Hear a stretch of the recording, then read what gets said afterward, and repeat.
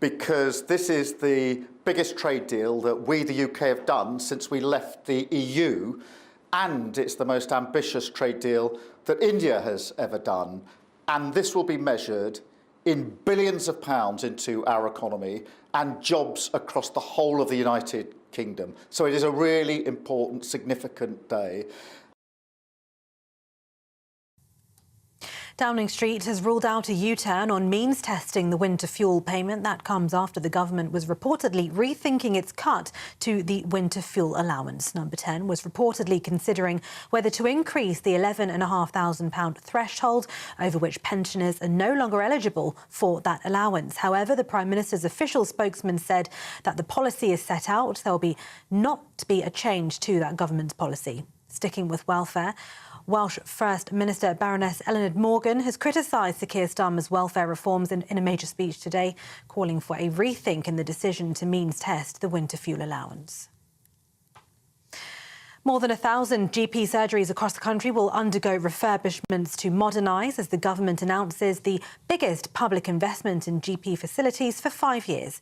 According to the Department for Health and Social Care, the £102 million investment will help deliver 8.3 million new appointments this year as they provide additional space for doctors to see more patients. Research by the Institute for Government shows around 80% of patients saw a GP in person in 2019, compared to 66% last year. Police have launched an investigation after 2 Superbike riders died in a chain reaction collision during a championship race. 21-year-old Owen Jenner and 29-year-old Shane Richardson were both treated trackside, but later died after the race at Alton Park in Cheshire yesterday. 11 riders fell at the first corner of the British Supersport Championship, and a third rider, 47-year-old Tom Tunstall, sustained significant injuries. The competition was stopped immediately and medical services were deployed. To Germany, where a second round of voting in the election for Chancellor is underway after Conservative leader Friedrich Merz failed to reach the parliamentary majority needed to become Chancellor this morning in the first round of voting. That was an unexpected setback for his new coalition with the centre-left Social Democrats. The lower house of Parliament now has 14 days to elect Merz or another candidate Chancellor with an outright majority. That vote now taking place. More as we have it. Kemi Badenoch says she is confident she'll still be Conservative leader at the next general election. Speaking on a visit to a school in Putney, the leader of the opposition said she wants to focus on delivering for the public and that she understands they don't trust the Conservatives. We do need to change as quickly as possible. We have some time, but we don't have much time. But that is what I'm doing. I am changing the Conservative Party to be one that is tougher on immigration. We've come out with new policies, reducing the fast track for British citizenship, for example. But we also need to make sure that we don't just make announcements without a plan. 4 years ago, Keir Starmer had an even worse election. He got worse results last week. He is the Prime Minister now. So we need to use local elections to hear the message the public are giving us, but continue to work hard at the job, and that is what I'm doing today. Now, an installation of ceramic poppies has returned to the Tower of London today as events to mark the 80th anniversary of VE Day continue. Nearly 30,000 of the original poppies from the 2014 display at the Tower, which commemorated the centenary of the First World War, are displayed in a new installation within the walls of the fortress. The tower itself was bombed during the Blitz and still bears some of those scars today. And today marks the 2-year anniversary of the coronation of Their Majesties King Charles and Queen Camilla.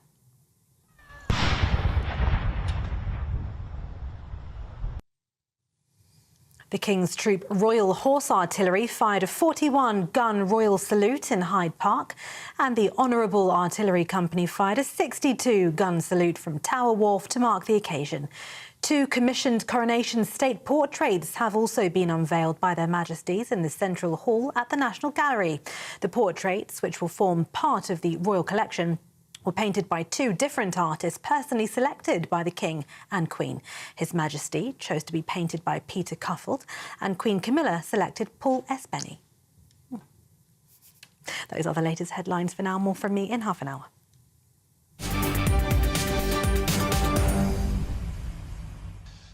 Thank you. Thank you, Tatiana. Now we've got another GB News exclusive here from Mark White, because authorities in France have been accused of encouraging people smuggling after GB News obtained damning new video proving the French are handing out life jackets to small boat migrants. Well, uncovering this exclusive is GB News' Home and Security Editor Mark White. Mark, welcome to the show. This video is simply astonishing. They've been caught red-handed. It's as simple as that. Tell us more. Well, they have indeed. We'd been aware for some time that the French had been handing out life jackets to small boat migrants. It wasn't until a couple of weeks ago that we received an audio recording of a radio transmission between the French authorities and Border Force asking for their life jackets back, that we had proof, if you like, but not definite proof that this was happening. Now we have proof positive. Take a look at this. So what's crucial here is that ninja.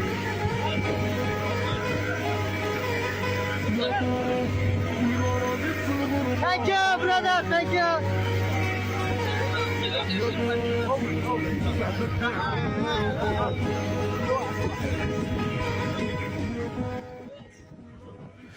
And that there is a French rigid inflatable rescue craft with a couple of personnel on board going up to that small boat and throwing over the life jackets to those on board.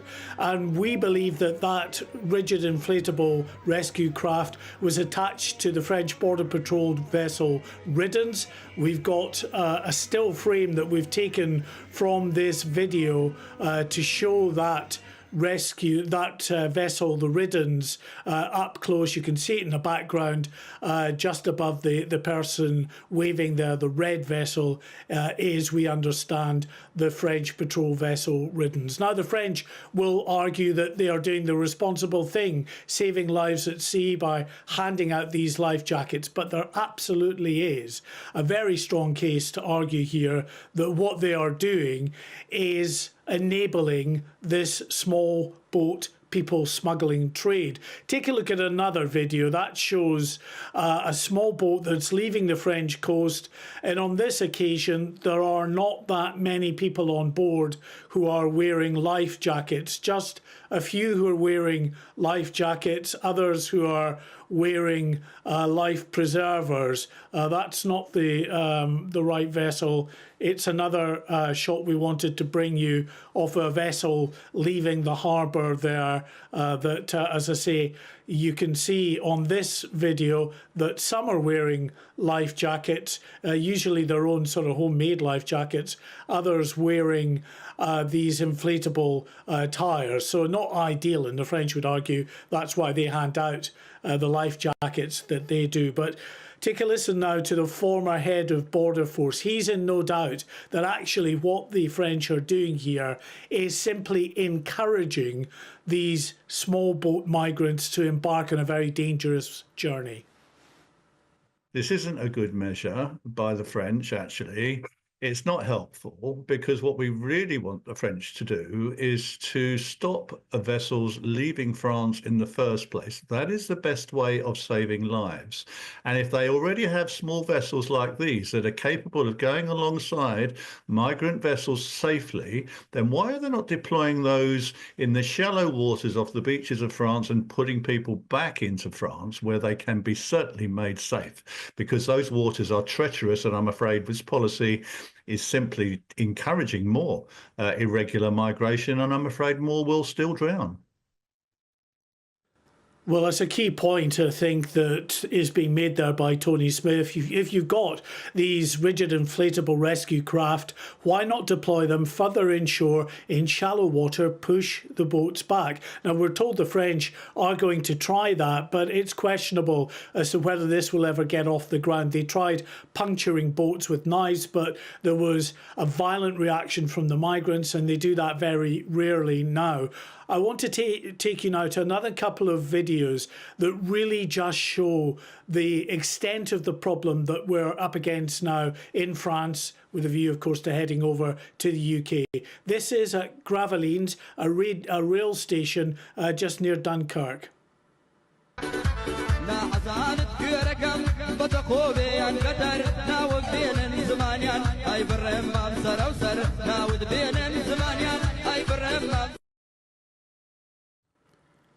So just there, crowded on the platforms, no police in sight to move them on. And of course, what they're trying to do is to get the next train down to the beaches. And another video that we can show you shows the migrants when they've reached the areas around the beaches and just before the dunes, with them hiding in wooded areas, hiding from the eyes above, the drones and the spotter planes, waiting for their next boat. Take a look at this. Her shönek man bőt bőtecsin. Kép man öt de garino. Cis man bőt de dosino. Ci man bőt awaki.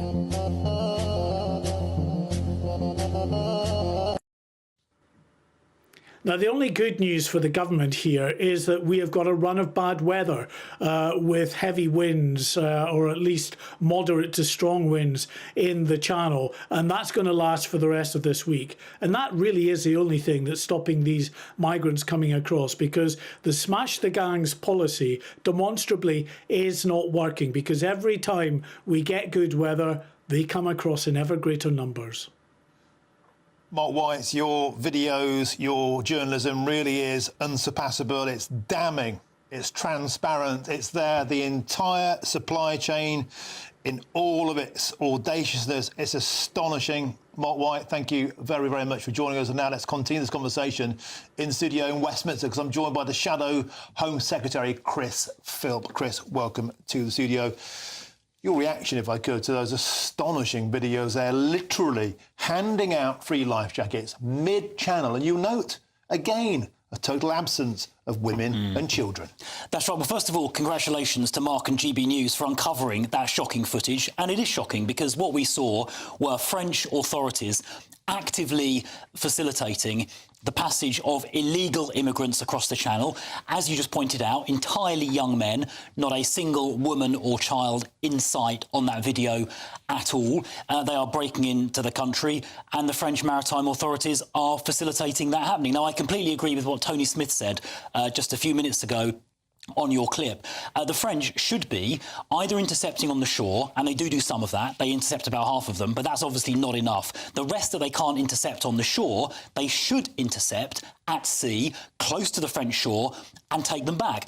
And if that was happening, if all of these boats were cut off near the French shore, pretty soon the illegal immigrants would stop attempting the crossing in the first place. It stands to reason they wouldn't bother making the attempt. But instead, the French authorities are shepherding these boats to the median line, the line in the middle, where Border Force pick them up. I think it's completely unacceptable. The French should start intercepting, and if they don't, what our government should do is rapidly remove all of these illegal immigrants making the crossing to some other place outside Europe, either their country of origin or to some other place like Rwanda. And again, if these illegal immigrants were quickly removed from the UK, pretty soon they would stop attempting the crossing in the first place. I wonder if that's enough, because they would still get to our shores if we were to do that removal process. It wouldn't stop any of this jiggery-pokery we can see on our screens now. It still wouldn't stem the tide, leaving Calais. We saw there, Chris Phil, amassing hundreds, an endless conveyor belt of customers.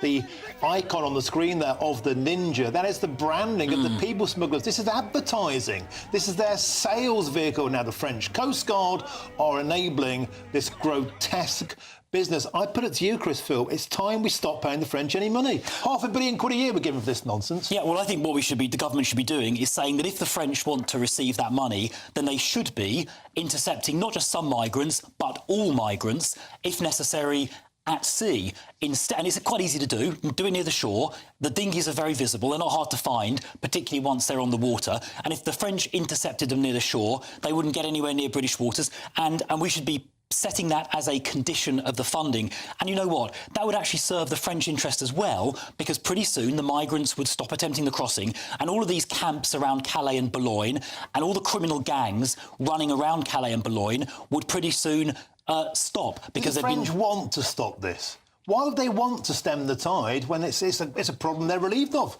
if they come to Dover?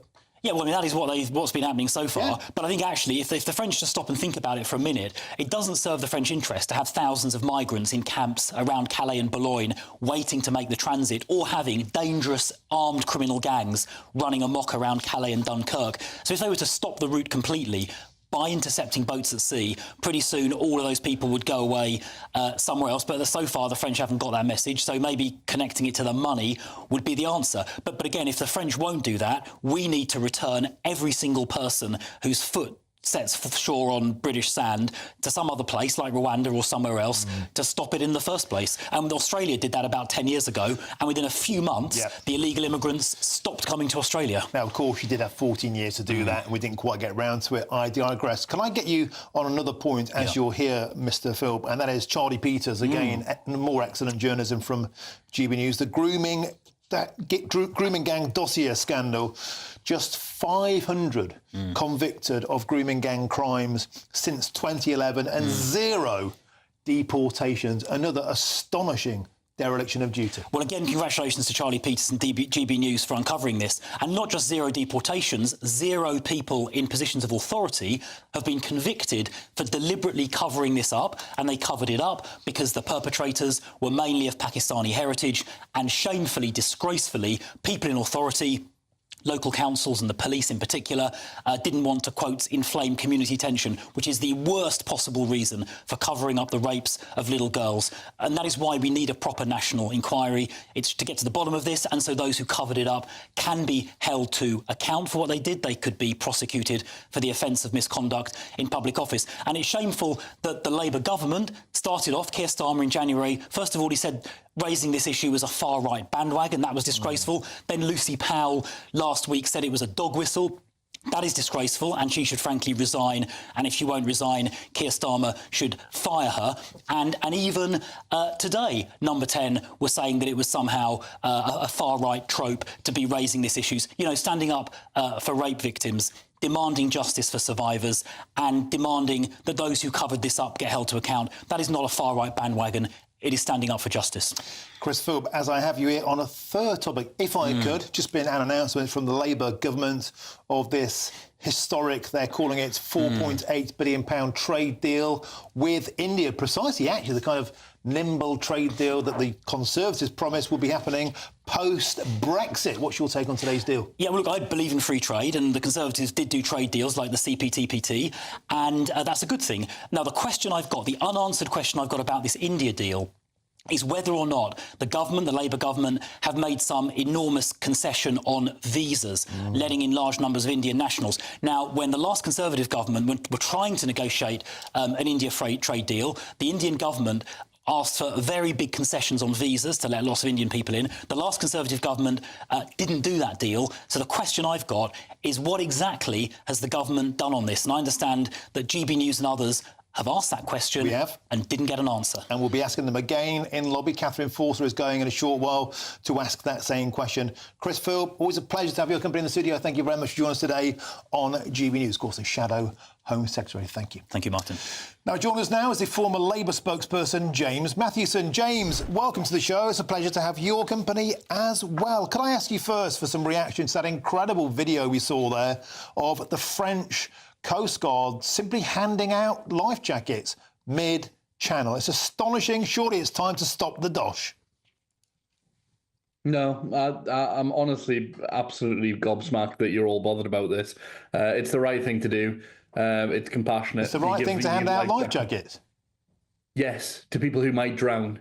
Think about what Martin, you and I get along quite well normally, right? But let me just say something, if I may.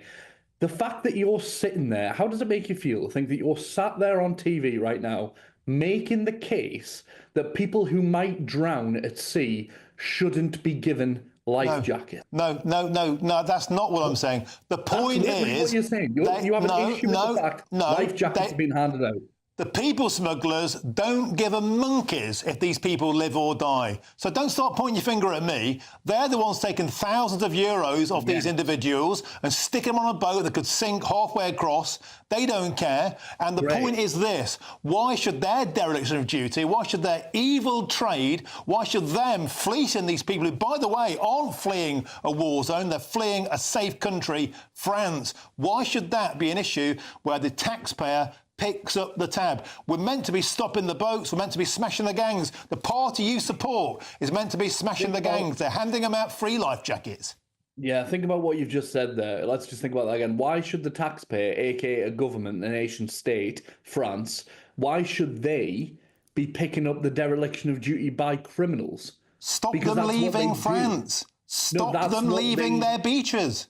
Great, That's the all right, problem have solved. That discussion seems to be underway. Look, that's a completely separate thing. The thing is, in the meantime, if it saves even one life, then they're going to do it, and they should do it because they're being compassionate. That's exactly what we should be seeing. I'm sorry. You don't I'm sorry. you don't think that handing out free life jackets just continues its endless trade?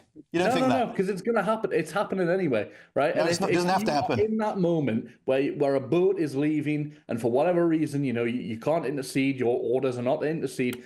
What can you do? You can give them a life jacket in the hope that they do not, or if they do capsize, that they do not drown. I'm sorry, but you have gone so far down this anti-migrant rabbit hole. It's not anti-migrant. It is not anti-migrant. It is anti-illegal immigration. This should be stopped at source, not encouraged mid-channel. You think they're giving life jackets to human beings who are at sea in a situation of desperation? You think that that's somehow laughable or some kind of idiotic thing to do? I'm sorry, but you need to check yourself. No. I thought you were all Christians. I thought you were involved in compassion to your fellow human beings. Check yourself on this, because you are absolutely wrong. James, you are completely and utterly out of touch with the electorate. You are completely and out of touch with the country. And that is why the Labour Party, I would hasten to add, got annihilated at the polls last week, because you're blaming people like me on television for shining a light on this, when the problem starts and should end on the beaches of Calais. It should be stopped at source. No one's listening to this smash the gangs rhetoric, and taxpayers watching this show are probably paying for those life jackets. You can't make out that the problem is people like me and concerned voters. The problem should be sorted out by the Labour Party, by the French, on the beaches in France. Fact. It should be. It should be. And that's a completely separate issue to the fact that life jackets are being handed out right now. No, you are linking the two things. I'm sorry, if the boats they are irretrievably linked. It's the same issue. You can either give them a life jacket right now. If I say to you, Martin, you're sitting there, you've got a life jacket, you could hand it to someone who's going to sea in a desperate situation, or you could not. That's the choice. They're not going to sea in a desperate situation. They're paying thousands of euros to leave a safe country. You're spinning a rhetoric that they are all poor, helpless individuals. They're paying thousands of euros to evil people smugglers who don't give a monkey's if they live or die. James, we have to leave it there. I'm being told we have to move on. But look, it's always a pleasure to have your company. James Mathewson, thank you for joining us on the show. Well, there we go. Coming up next, are the Labour Party nicking Reform's party policies on visa control? That's next with me, Martin Daubney, on GB News, Britain's News Channel. Join me, Nana Akwe, for an informative, interactive news programme with a difference. It's fun. No, he didn't say that, though. I'm so surprised. I think there's an element of truth to that. Join me from 3 p.m. every weekend, only on GB News, Britain's news channel. The royal family is an enduring symbol of tradition, unity and pride for Britain. At GB News, we celebrate what makes this country great. In our new Royal Newsletter series, you can join me, Cameron Walker, for Inside the Palace, an exclusive look every week that takes you beyond the gates and brings you the very latest from those at the heart of the monarchy. Never miss a royal moment again. Sign up now. Go to gbnews.com/royal newsletter and get the latest straight to your inbox. We're proud to be GB News, the People's Channel. And as you know, we always love to hear your views. Now, there's a new way of getting in touch with us at gbnews.com/your say. By commenting, you can be part of a live conversation and join our GB News community. You can even talk to me, Bev Turner, or any of the members of the GB News family. I'm Christopher Hope. From pop stars to politicians, I'll interview anybody in a pub who's got a political opinion. Join me every Friday on Spotify, Apple Podcasts, YouTube or gbnews.com, or wherever you get your podcasts. This is GB News, the People's Channel. Hi, I'm Michelle Dewberry, and my show is your opportunity to cut through all the noise and dive in headfirst to some robust debates. Ideas clash. Situation, no, isn't it? Because the failure is... You're deliberately avoiding my point. Nothing's held back. And if you think this is the end of it, wait for more. And we do not shy away from the difficult stuff. Sometimes I want to shake people and say, if only you understood. So join me on Dubes & Co. weeknights at 6 p.m, only on GB News, Britain's news channel. Mornings don't have to be tiresome, especially if you have the right company. Wake up to news as it happens, opinion and debate, and of course, a little bit of entertainment too. Because when the kettle's on, we're on. That's Breakfast on GB News, a show worth waking up for. Every morning from 6 a.m. Only on the People's Channel, Britain's news channel. We'll spread the news, you spread the word. Exciting news. Every Friday, my Patrick Christie's Tonight Show is going to have a twist to it. We're welcoming some special guests. You. That's right, on Fridays I'm going to be doing my show in front of a live studio audience because this show is about you and what you have to say. It's going to be the same big debates, same big topics, same big opinions, but every Friday night at 9 p.m. you are invited to come on down to Patrick Christie's Tonight to be a part of the action. Only on GB News, the People's Channel, Britain's news channel.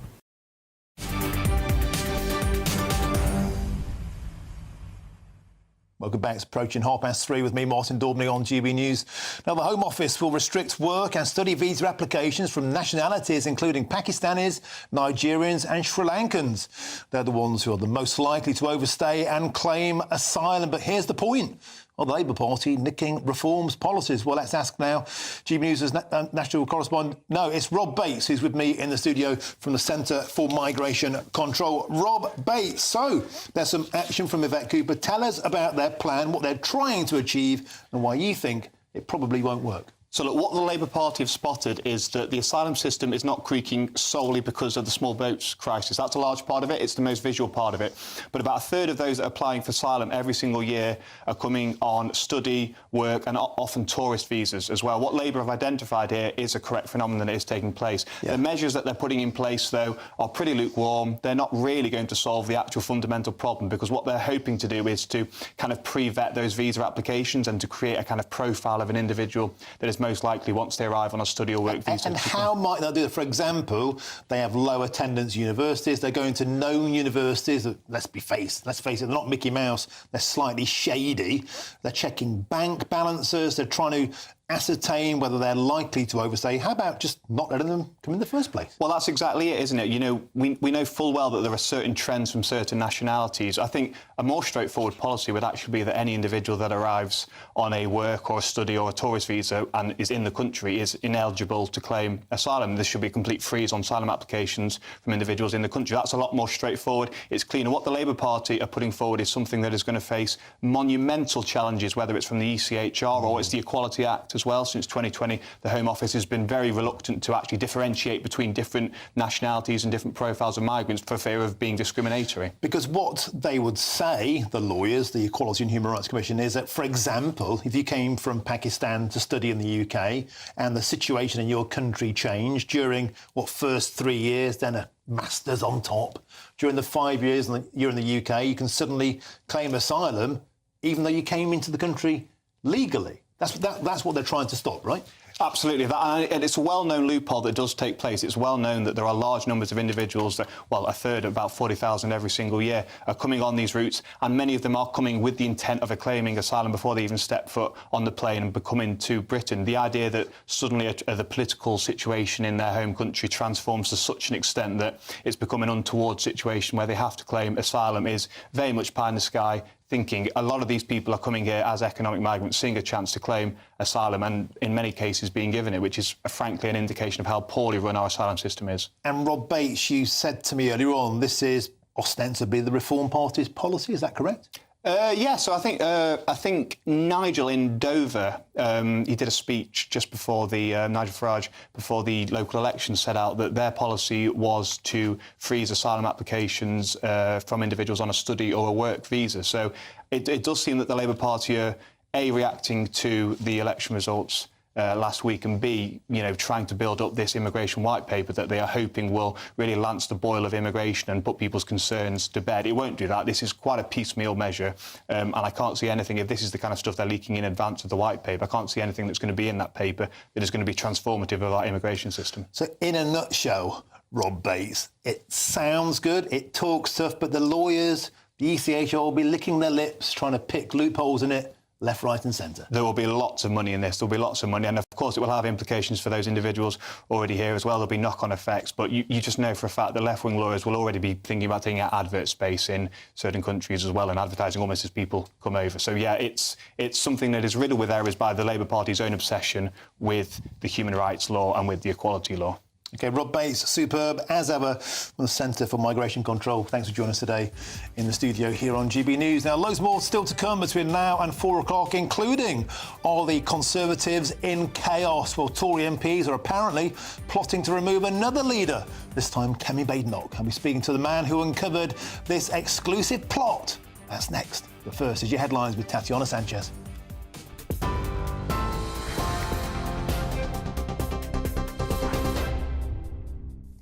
Martin, thank you very much. The top stories. The UK and India have agreed a landmark trade deal which delivers on the UK government's core mission of growing the economy, raising living standards and putting money in people's pockets.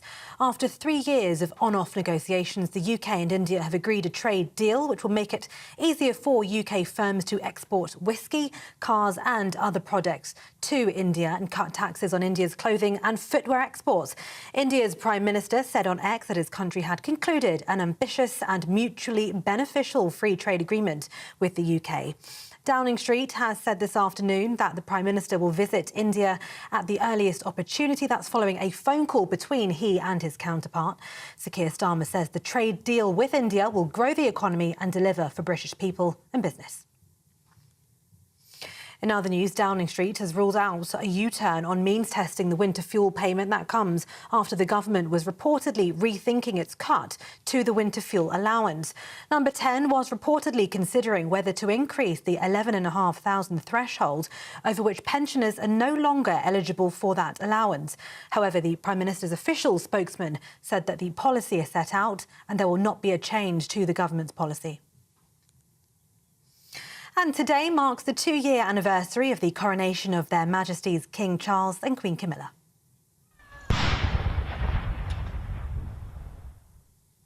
The King's Royal Troop Horse Artillery fired a 41-gun salute in Hyde Park, and the Honourable Artillery Company fired a 62-gun salute from Tower Wharf to mark the occasion. 2 commissioned Coronation State portraits have also been unveiled by Their Majesties in the Central Hall at the National Gallery. Those portraits, which will form part of the Royal Collection, were painted by 2 different artists personally selected by the King and the Queen. Those are the latest headlines for now. A full roundup at 4 o'clock. For the very latest GB News direct to your smartphone, sign up to News Alerts by scanning the QR code or go to gbnews.com/alerts.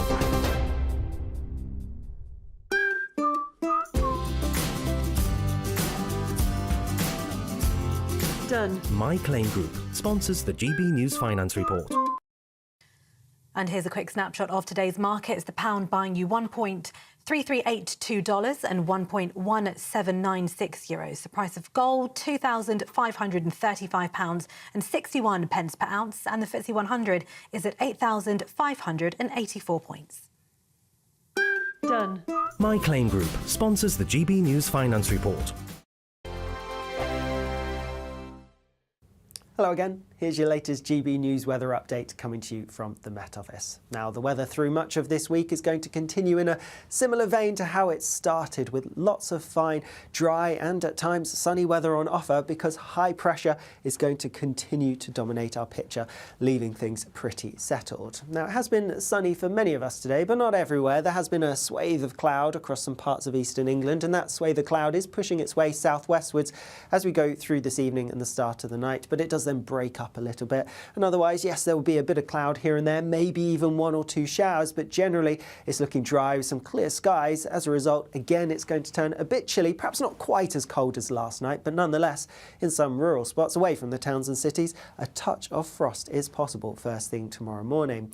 Otherwise, as we go through tomorrow, pretty bright start for most of us. Again, there will be a few showers here and there towards some North Sea coastal parts of East Anglia, a few showers perhaps, but generally it's largely dry, and there should be a good deal of sunshine. Not wall-to-wall blue skies necessarily, but a few sunny periods for most of us. A bit more sunshine perhaps on offer for large chunks of Scotland, but across the far north of mainland Scotland and also Orkney and Shetland, similar to today really, there's probably going to be a bit more cloud here, and again we could see some outbreaks of rain pushing through. Otherwise, and apart from a few showers here and there, none of them looking particularly heavy, and most of us will avoid these, it's going to be a mostly fine day. Plenty of sunshine on offer yet again, and with that sunshine and temperatures a little bit higher than today, there's a good chance it's going to feel pretty warm for most of us, could just about get into the low 20s Celsius. Little changes as we go through the evening tomorrow. Again, it's looking largely fine, and once more we're going to have a bit of a chilly night Wednesday night into Thursday. Looking through the rest of the week, and as I mentioned, high pressures sticking around, so lots of fine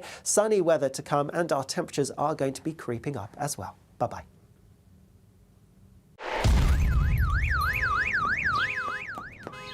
Crash Law 24 sponsors GB News Traffic and Travel Report. Good afternoon, this is the latest AI travel news from gbnews.com. Currently, the A720 is experiencing disruptions eastbound between Calder Junction and Babberton due to a broken down vehicle.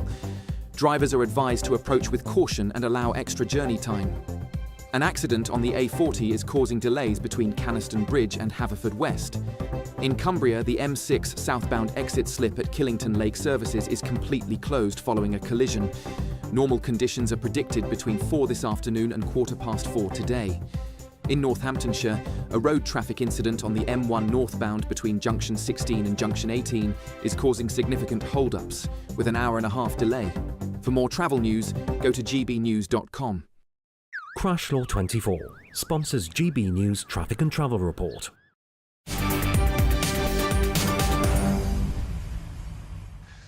Welcome back. It's 3:40 with me, Martin Daubney, here on GB News. Now, a number of Conservative MPs are reportedly plotting to oust Kemi Badenoch as leader after the party's poor performance in last week's local elections, which saw them, of course, lose scores of councillors, in particular to Reform UK. But here is how Kemi Badenoch responded when she was asked about the prospect of a leadership contest earlier on today. There are always talks of leadership challenges, but we need to focus on the message that the public gave, and that is that they are not yet ready to trust Conservatives. And my heart goes out to all of those Conservative councillors who lost their seats. We lost control of a lot of councils where we were delivering better services for lower taxes. This was not their fault, but it is because of the record that we had after 14 years. A lot of people still do not trust the Conservative brand, and it is my job as leader of the opposition to change that. Well, I'm now joined in the studio by the man who broke this scurrilous exclusive. That's the political editor of The Independent, David Maddox. Dave, welcome to the show. A Tory party got a bit of a battering at an election. There's talk, always, of course, of a leadership challenge. Is this one any different? I think it is, actually, and partly because this is after a culmination of weeks now of chuntering. I think I'll put it that way, chuntering about Kemi's leadership. And, you know, you could argue that she was dealt a dreadful hand, although she chose to run for the leadership. The problem they have is that they don't think that they've got another 12 months of this to be able to survive properly as a party, to be a credible party anymore. You know, so discussions are taking place. The question will be whether enough of them are willing to put in letters to ask for a vote of confidence. And you quote 2 senior backbenchers in your piece in The Independent. What kind of things are they saying? Well, they're questioning her leadership abilities, frankly, but also the way she's gone about things, as if she's got a lot of time to sort things out. This kind of policy vacuum. I mean, they don't really have nice things to say about her charisma and all this sort of thing, but it's this really leaving the space open to Nigel Farage to fill and for Reform to fill. And, you know, we've seen the consequences of that. I mean, the results on Thursday and Friday were devastating for the Conservative Party. The numbers bear repeating. The Tories lost 15 councils and 674 seats, their lowest ever vote share at a national election. Talk, of course, will now turn to, well, who may replace her? And, of course, there's one name on everybody's lips. And look at the local election results you talked about there. Robert Jenrick defending Newark, in Nottinghamshire, and Is there enough momentum behind him for a leadership challenge, or are we not at that stage yet? I think there's a lot of support for him. He's had one of the big hits for the Conservative Party, arguably the only one on the Sentencing Council two-tier justice stuff, which was very successful. There's another name quietly in the background, and that's James Cleverly, who's also gaining support. He only just missed out getting into the final two last time. He's noticeably visible at a lot of events. Of course, he's giving his support publicly to Kemi, but I wouldn't be surprised if James emerges as a name as well. James can be quoted in your piece as saying that Kemi knows she has my full support. We hear that so often in football, Dave Maddox, normally followed by that vote of no confidence. How long, seriously, do you think Kemi Badenoch has got to try and turn things around to keep the party faithful happy? Well, it sounds like she's going to try and stick in there, and the people around her will try and make sure that she does. But frankly, if she's got 12 months to save her party, and I think we're literally got to that point now. They're losing ground troops with councillors and local activists. They're losing, real support in the country now to reform, as are Labour, to be fair as well. But I think she's at most got 12 months. They've got to start filling the void. They've got to start saying what they stand for. She's got to have more of a sense of urgency. That's certainly what I'm being told by Tory MPs. But frankly, if they get the letters in or they come close, then she could be forced out and somebody else could be in instead of her. Nigel Farage, of course he would say this. He's saying it's too late for any of this. The party is over. We're not at that stage yet, though, are we? There is still a huge rump of Conservative votes out there that would like to see the Conservative Party just be Conservative. Yes, absolutely. And that's why they lost lots of votes to reform, and a lot of people stayed at home last year and this year. But one thing that came out this morning, there was a briefing from More in Common, who were basically saying that one name could help save the Conservative Party, and that's the return of Boris Johnson. Because essentially what you need to take on a rock star politician that Nigel Farage is another rock star politician. And Boris, even though he's the architect of many of the current Conservative woes, it seems to be the man who could actually make the difference. Could it be a dramatic return from Boris Johnson? Is the writing on the wall for Kemi Badenoch? Dave Maddox, another superb exclusive. Thank you very much for joining us in the studio today. The political editor at The Independent, great friend of the show, David Maddox. Thank you. Now, in search of some holiday sun this year, and here is the forecast for some of the top European destinations. Ready to soak up that holiday sunshine?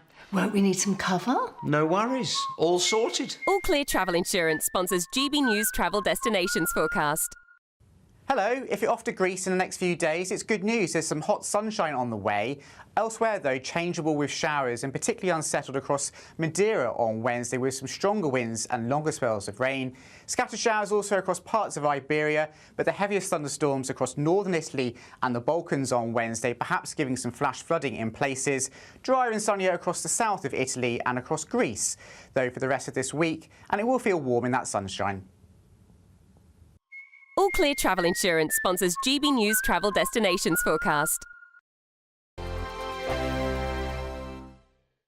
We're proud to be GB News, the People's Channel. And as you know, we always love to hear your views. Now, there's a new way of getting in touch with us at gbnews.com/yoursay. By commenting, you can be part of a live conversation and join our GB News community. You can even talk to me, Bev Turner, or any of the members of the GB News family.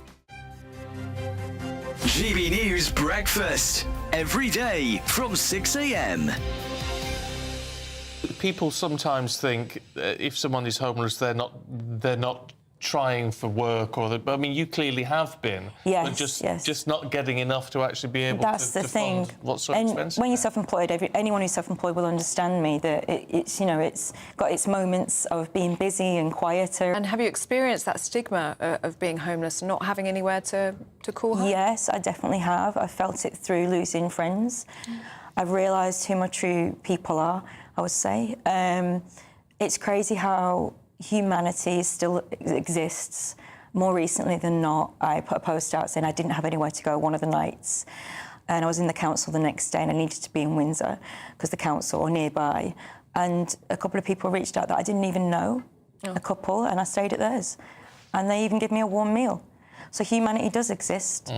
And but where's my friends in all this, you know? Yeah. A few friends have stepped up a little bit more now and realised this is, you know, become a problem. When they've seen me and actually spoke to me properly and realised this is what I'm going through, they've helped me and let me stay on the sofa or, you know, but it's all temporary. Just briefly, what about charities in all of this? Are they able to help? Crisis and shelter, I've just gone around in circles with. I haven't got any direct help so much. Not been able to get through to anyone. I've wrote to them, I've emailed them, I've Instagrammed them.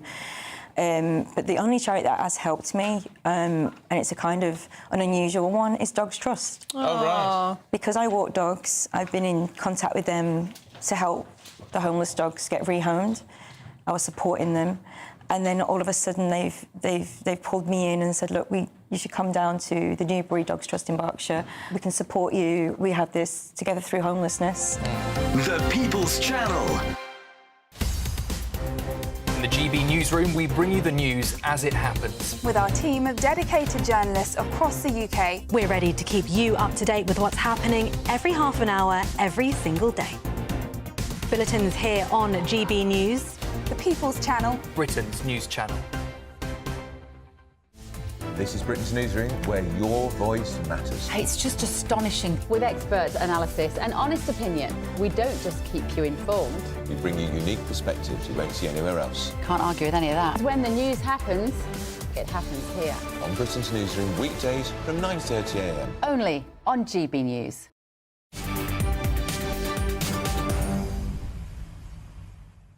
Welcome back. It's 10 to 4 with me, Martin Daubney, here on GB News. Now, let's cross live now to the House of Commons, where Security Minister Dan Jarvis is updating MPs on counter-terrorism policing arrests on May the 3rd. Mr. Speaker, at this stage in the operations and investigations, it would not be appropriate for me to speculate on or comment further on the details of these two cases and the motivations behind any of the threats that were posed. But the House will be aware that these operations come against a backdrop of complex, interconnected threats to the UK, where state threats and counter-terrorism, as well as serious and organised crime, are intertwined together. For 20 years, the greatest focus of our national security work was on terrorism, primarily from Islamist terrorism, with additional threats from Northern Ireland-related terrorism, and other areas, and those threats have not gone away. 15 terrorist attacks have taken place since 2017, and there have been 43 late-stage disruptions of terrorism plots. But alongside that, we have seen a serious, growing and complex challenge from state threats. Last year, Sir Ken McCallum, the Director General of MI5, said that MI5 state threat investigations had increased by 48% in the previous 12 months. He added that since January 2022, the police and MI5 had responded to 20 Iran-backed plots presenting potentially lethal threats. In March, I told Parliament that the UK is facing a growing and evolving threat from malign activity carried out by a number of states. My statement in March outlined the government's response to the unacceptable threat that we face from the Iranian state and the steps we are taking to ensure that our intelligence and law enforcement agencies have the tools they need to disrupt and degrade Iran's malign activity on UK soil, and we have delivered on the commitments made. I announced that the whole of the Iranian state, including the IRGC and MOIS, would be placed on the enhanced tier of the Foreign Influence Registration Scheme, and I laid the regulations to make this happen in the House on the 1st of April and committed to bring the scheme into force on the 1st of July. I trust that all members will vote in favour when those regulations are debated shortly. Let me be clear. Anyone in the UK who works for the Iranian state must declare it, or they will be committing a serious criminal offence. We will also go after the criminal networks and enablers that Iran used to carry out its work, and the government sanctioned the Foxtrot network last month, a network involved in violence against Jewish and Israeli targets in Europe on behalf of the Iranian regime. Training and guidance on state threats activity is now being offered by counter-terrorism policing to all 45 territorial polices across the UK. And the independent reviewer of terrorism and state threats legislation, Jonathan Hall KC, was asked by the Home Secretary to review the parts of our counter-terrorism framework which could be applied to modern-day state threats such as those from Iran. The Home Secretary specifically asked the reviewer to look at a state threats prescription tool so we are not held back in limitations in applying counter-terrorism legislation to state threats. Jonathan Hall has now completed his review and will publish it shortly, and the government will not hesitate to take action in response to Mr. Hall's advice. As we continue to support the police and the security services in their investigations, I can also tell the House that the Home Secretary has instigated a series of security assessments which are being done or being refreshed in the light of the cases this weekend and the further information surrounding them. This will ensure that the government can respond robustly and comprehensively to any wider national security issues raised by these cases. Mr. Speaker, working alongside our international allies in countering state threats is central to our success. The Foreign Office are engaging with our closest allies to outline the disruptive action that has taken place and will be considering potential future response options as the investigation progresses. The Home Secretary remains in close contact with my Right Honourable friend, the Foreign Secretary, who I know is committed to doing everything that is necessary to protect the country from these threats and to bring to bear all the diplomatic tools at our disposal.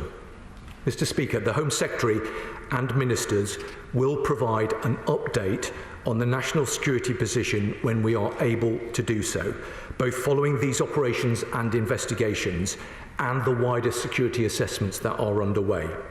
The government will not hesitate to act in a robust manner to respond to these plots at the appropriate time, but first we must allow the investigations to continue. Our police, security and intelligence agencies are the best in the world and stand ready at all times to take action to keep our country safe. I am sure that they will have the support of the whole House as they continue this vital work. I commend the statement to the House. Okay, and that was Dan Jarvis, the Security Minister, talking about foiling there a major attack that was just hours away from two Islamist cells.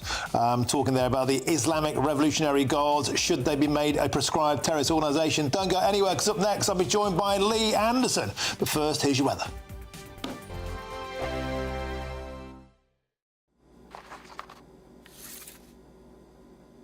Crash Law 24 sponsors GB News Traffic and Travel Report.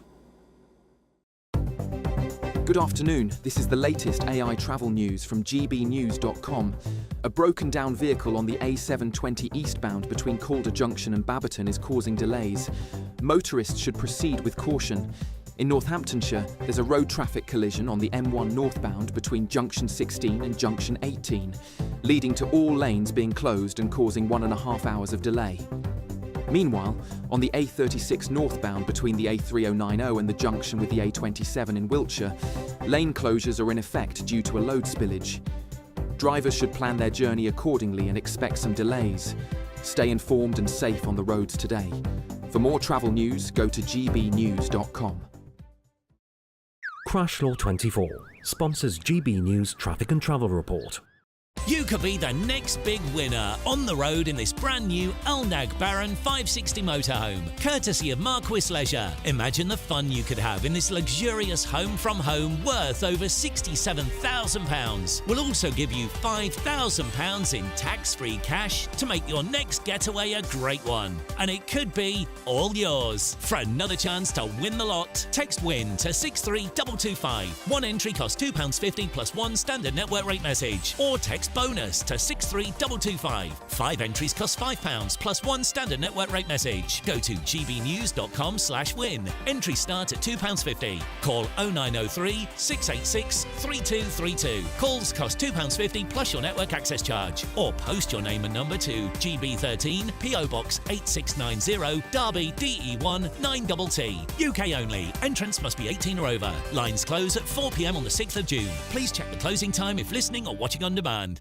Good Afternoon Britain isn't just about us. The wonderful thing about this programme is it's about everyone watching. It's an interactive programme. Well, there absolutely is something to see here, and we're going to be talking about it more. Whether it's breaking royal news, please bring us up to date, or indeed a particularly punchy speech in the House of Commons. Very, very curious. We bring it to you live, and then we bring you live reaction as well. That's Good Afternoon Britain, weekdays from midday. Only on GB News, the People's Channel, Britain's news channel. Mornings don't have to be tiresome, especially if you have the right company. Wake up to news as it happens, opinion and debate, and of course, a little bit of entertainment too. Because when the kettle's on, we're on. That's Breakfast on GB News, a show worth waking up for. Every morning from 6 a.m. Only on the People's Channel, Britain's news channel. We'll spread the news, you spread the word.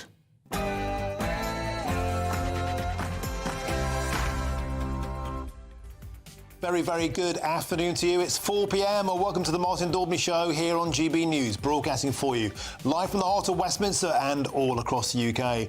On today's show, caught red-handed. A French Coast Guard is filmed handing out free life jackets to illegal immigrants on their way to England. It's another sensational Mark White exclusive that shines a brutal light on the madness in the Channel. On today's show, in just a short while, I get reaction from Reform's Lee Anderson and ask him, is it time, forget about stopping the boats, is it time to stop the dosh? Is it time to defund the French? And new Canadian Prime Minister Mark Carney was elected on an anti-Donald Trump ticket. Well, today, Mr. Carney steps into the lion's den at the White House to face his nemesis. We'll be there live, but will the encounter be another epic car crash to match Trump v. Zelensky? Gambling with World War III. And what you're doing is very disrespectful to the country, this country. That's backed you far more than a lot of people said they should have.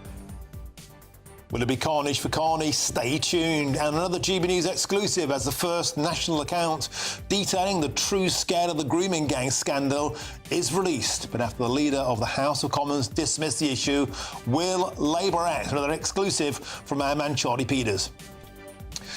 And it's carry-on cancel culture as suffocating new Ofcom guidelines are threatening to drive the British end-of-the-pier classics into extinction.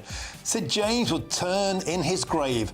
Have we finally, matron, lost the plot? That's coming next.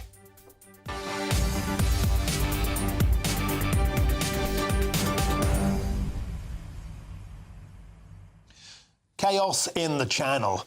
Life jackets being dished out willy-nilly by the French Coast Guard to illegal immigrants mid-channel. They're not stopping the boats, they're encouraging the people smuggling issue, surely, and they're being filmed and used as a marketing tool. Meanwhile, the British taxpayer seems to be leached dry. Are we paying for this? £500 million a year going to the French. They seem to be standing idly by at best or enabling this trade at worst. Lee Anderson is just out there now. He'll join me with his reaction shortly. Plus, Mark Carney steps into the lion's den at the White House. Will it be carnage for Carney? That's all coming up in your next hour. Get in touch, gbnews.com/your say. But now to your headlines. Here's Tatiana Sanchez.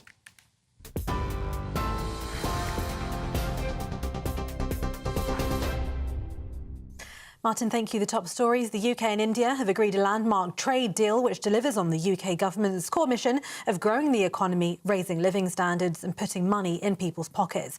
After 3 years of on-off negotiations, the UK and India have agreed that trade deal which will make it easier for UK firms to export whisky, cars and other products to India and cut taxes on India's clothing and footwear exports. India's Prime Minister Narendra Modi said on X that his country had concluded an ambitious and mutually beneficial free free trade agreement with the UK. Downing Street says Sir Keir Starmer will visit India at the earliest opportunity following a phone call between the pair. Sir Keir Starmer says the trade deal with India will grow the economy and deliver for British people and business. Well, this is a historic day for the United Kingdom and for India, because this is the biggest trade deal that we, the UK, have done since we left the EU, and it's the most ambitious trade deal that India has ever done. And this will be measured in billions of pounds into our economy and jobs across the whole of the United Kingdom. So it is a really important, significant day. Downing Street has ruled out a U-turn on means testing the winter fuel payment. That comes after the government was reportedly rethinking its cut to the winter fuel allowance. Number 10 was reportedly considering whether to increase the £11,500 threshold, over which pensioners are no longer eligible for the allowance. However, the Prime Minister's official spokesman said that the policy is set out and there will not be a change to the government's policy. Sticking with welfare, Welsh First Minister Baroness Eleanor Morgan has criticised Sir Keir Starmer's welfare reforms in a major speech today, calling for a rethink in the decision. Now, more than 1,000 GP surgeries across the country will undergo refurbishments to modernise as the government announces the biggest public investment in GP facilities for 5 years. According to the Department for Health and Social Care, the £102 million investment will help to deliver 8.3 million new appointments this year as they provide additional space for doctors to see more patients.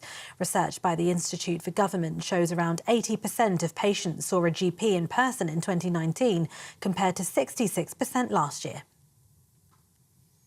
To Germany, where a second round of voting in the election for Chancellor is underway after Conservative leader Friedrich Merz failed to reach the parliamentary majority needed to become Chancellor this morning in the first round of voting.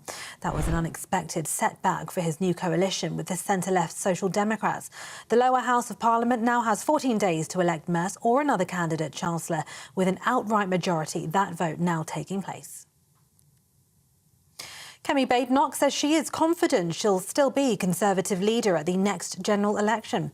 Speaking on a visit to a school in Putney, the leader of the opposition said she wants to focus on delivering for the public and that she understands they don't trust the Conservatives. We do need to change as quickly as possible. We have some time, but we don't have much time. But that is what I'm doing. I am changing the Conservative Party to be one that is tougher on immigration. We've come out with new policies, reducing the fast track for British citizenship, for example. But we also need to make sure that we don't just make announcements without a plan. 4 years ago, Keir Starmer had an even worse election. He got worse results last week. He is the Prime Minister now. So we need to use local elections to hear the message that the public are giving us, but continue to work hard at the job, and that is what I'm doing today. In other news, an installation of ceramic poppies has returned to the Tower of London today as events to mark the 80th anniversary of VE Day continue. Nearly 30,000 of the original poppies from the 2014 display at the Tower, which commemorated the centenary of the First World War, are displayed in a new installation within the walls of the fortress. The tower itself was bombed during the Blitz and still bears some of those scars today. And today marks the 2-year anniversary of the coronation of Their Majesties King Charles and Queen Camilla. The King's Troop Royal Horse Artillery fired a 41-gun Royal Salute in Hyde Park, and the Honourable Artillery Company fired a 62-gun salute from Tower Wharf to mark the occasion. 2 commissioned coronation state portraits have been unveiled by Their Majesties in the Central Hall at the National Gallery. The portraits, which will form part of the Royal Collection, were painted by 2 different artists personally selected by the King and Queen. His Majesty chose to be painted by Peter Cuffles, and Queen Camilla selected Paul S. Benny. Those are the latest headlines. For now, more from me at 4:30.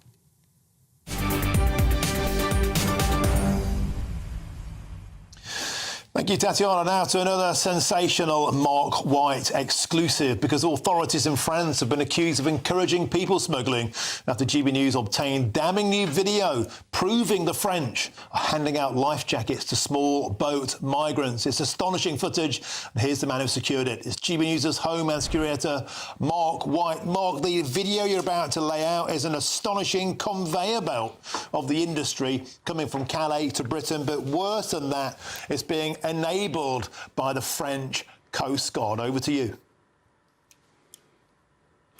Well, that's the fear anyway in handing out these life jackets. Is that enabling the people smuggling trade? We've been aware for some time that the French were handing out life jackets in increasing numbers to migrants. It wasn't until a couple of weeks ago when we got hold of an audio recording of a radio transmission between a French maritime vessel and the UK authorities, where the French were asking for the life jackets back, that we were then absolutely sure this was happening. Now, take a look at this. We have proof positive.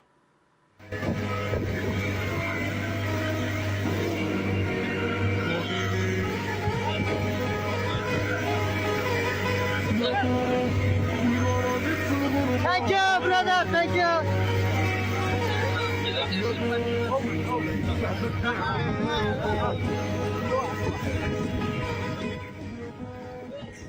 Now, that was just 10 days ago in the middle of the channel. What you see there is a French fast rescue craft going up to that migrant boat and throwing life jackets their way, and the migrants, of course, saying thank you very much. And we believe that that rescue craft is attached to the border vessel Riddance, the French patrol vessel Riddance.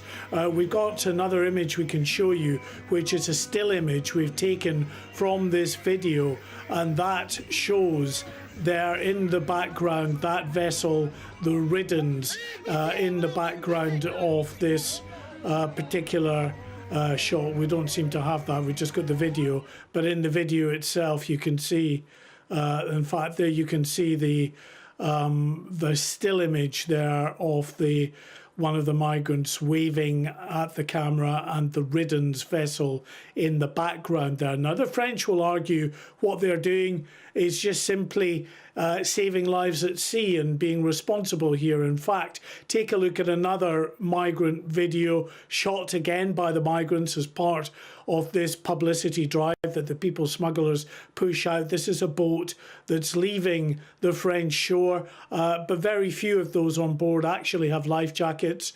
Quite a few of them have tire inner tubes on. And the French would say what they do is they intervene to ensure that those individuals do not drown.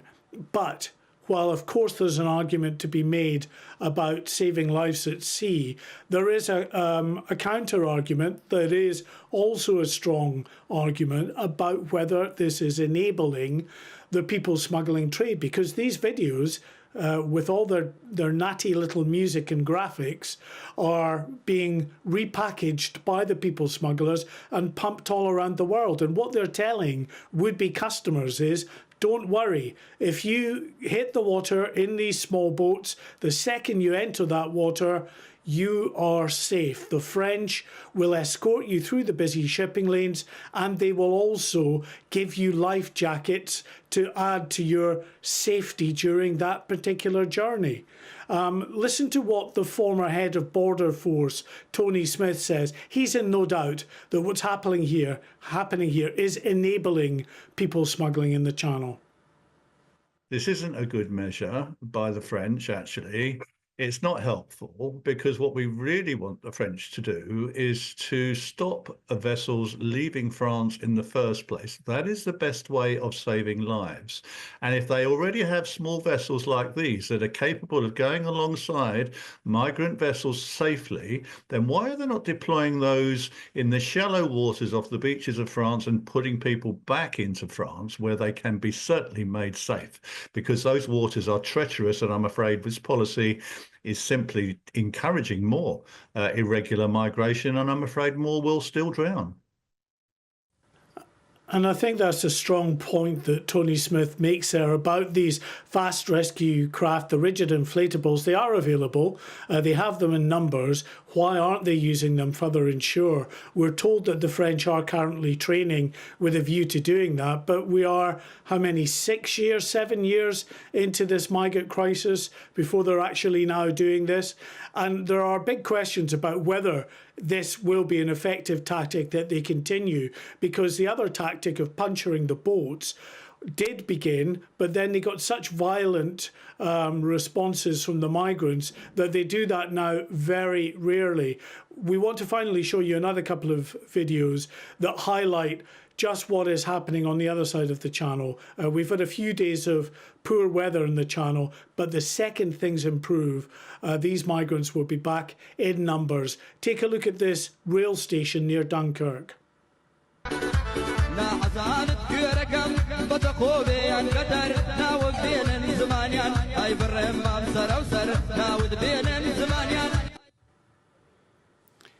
Of course, no police in sight, no one to move them on. They're waiting for transport down to the beaches to get their next boat across.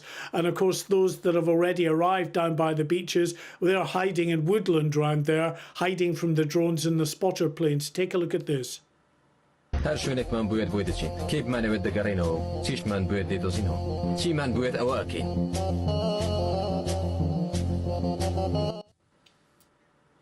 An indication there of what is still to come with, we're told, thousands massing along the northern shores of France. As the weather improves, the numbers crossing will be even greater. Martin, we're already at 11,500 who have crossed so far this year, 36% up on the numbers who crossed at this point last year.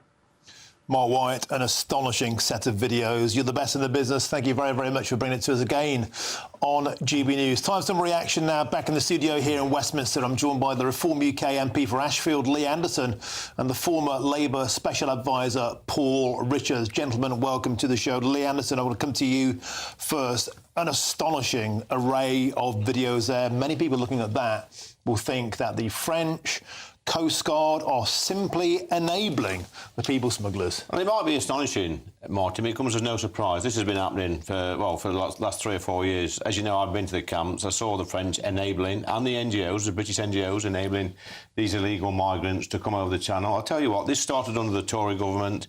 It's got worse under this Labour government. And what we might as well do is just put 2 flights a day on from France. We might as well put 2 Ryanair flights on and say, come on, lads, jump on here. Because that's what we're doing. This is not deterring. It's not smashing the gangs. It's like, as Mark says, it's enabling people. It's encouraging them to make this perilous journey across the channel. And quite frankly, our government should be ashamed of themselves letting the French do this. So what do we do about it? What would you do? If you're in government now, Reform, you can talk tough all you like. You're in power. Nigel Farage is the Prime Minister. What are you going to do about that? The first thing I would do, I would detain these people coming over the channel. They would be in a secure facility. I've been asking for this for 4 or 5 years now. As soon as they land on our shores, they should be put in a camp and detained there, ready for deportation. They should not be allowed to claim asylum, no asylum claims whatsoever, and where we can, turn them back in the channel.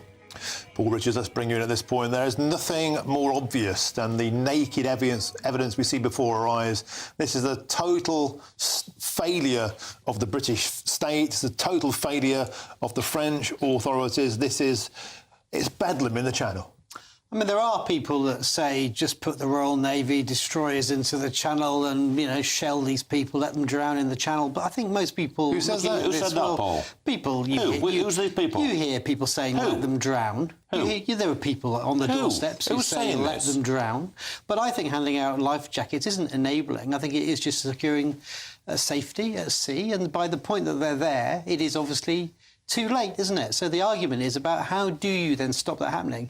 How do you puncture the boats from getting anywhere near the water? How do you disrupt the supply lines? Puncture the boats before they get anywhere near the coast of France or Belgium. How do we work better with the French and the Belgians to stop so that it gets nowhere near the water? And how do you smash the gangs? And that is a slogan based on a policy, which is the only way to do this, because you have to stop these animals who are putting these people into boats. By 36% this year alone. This smashing the gangs nonsense. This slogan is absolute nonsense. But you and I know if there was an easy, single, simple solution like gunboats in the channel or whatever, then any government, Labour or Tory, there is a simple solution, and your government and the Tory government was the same. They haven't got the backbone or the political will to do it. These people need sending back the same day. And if it means a standoff with France, so what? There are people dying in the channel every single week. Indeed, and that is horrendous, which is why they're giving them the life jackets. And I think we can all agree that's a reasonable thing to do. But,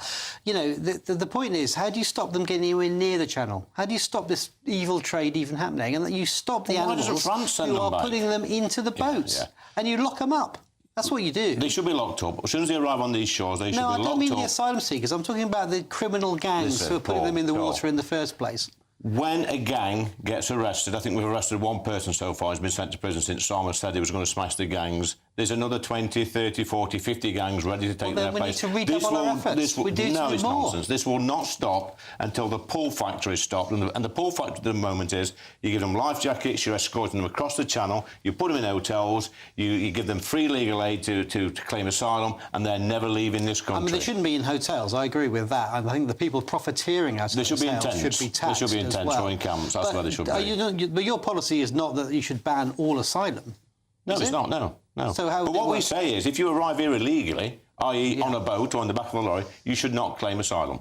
Right. But how do you know that some of the people on those boats are not actually legitimate asylum seekers? Because they've just left a safe country in France. But then, if they're in a safe country, they've passed through 6 or 7, Paul, safe countries. If they are really, fit for their life, in fear of their life, they would claim asylum in the first safe country.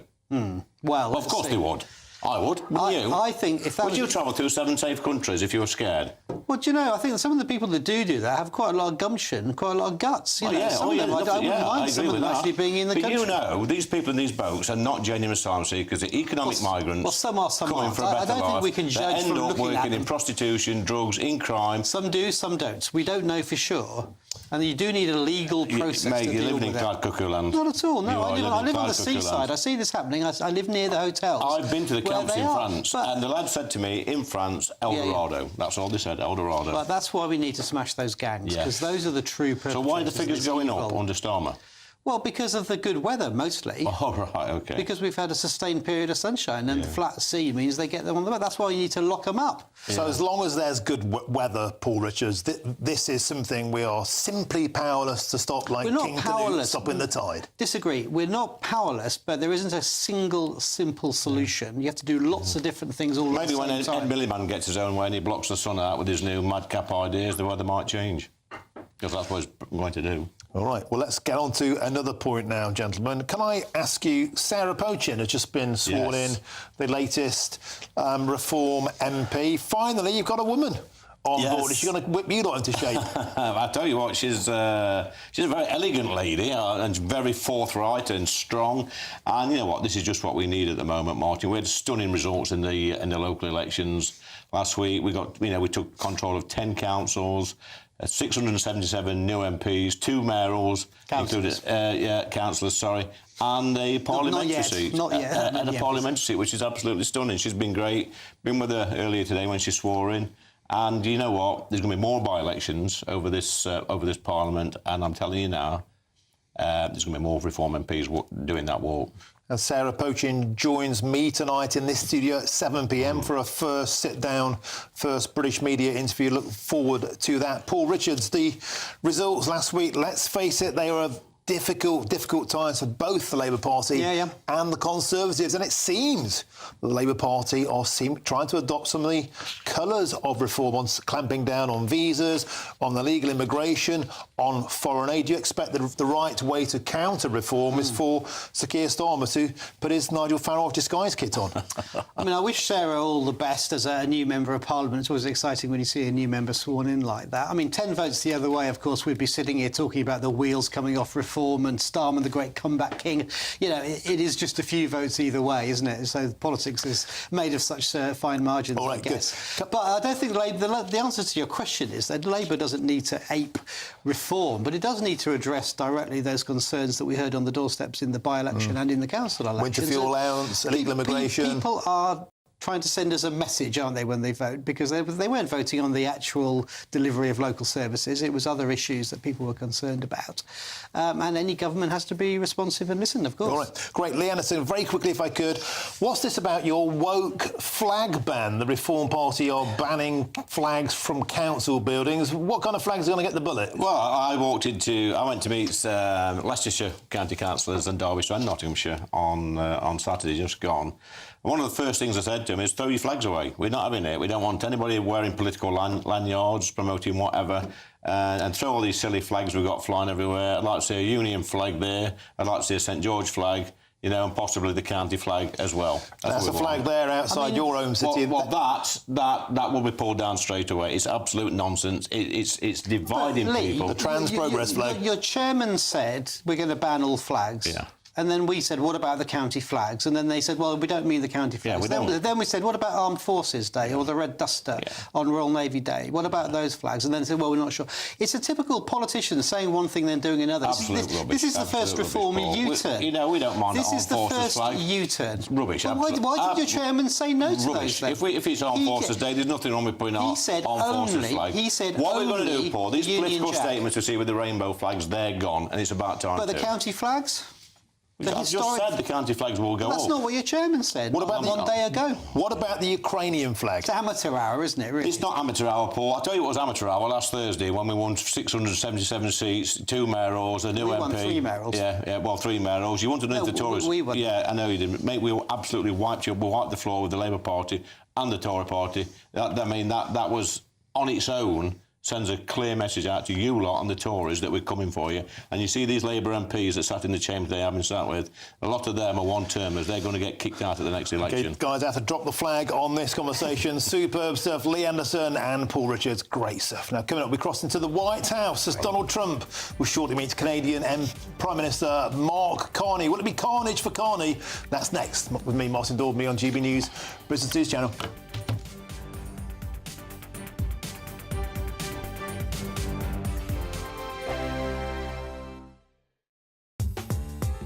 I'm Christopher Hope. From pop stars to politicians, I'll interview anybody in a pub who's got a political opinion. Join me every Friday on Spotify, Apple Podcasts, YouTube or gbnews.com, or wherever you get your podcasts. This is GB News, the People's Channel. The royal family is an enduring symbol of tradition, unity and pride for Britain. At GB News, we celebrate what makes this country great.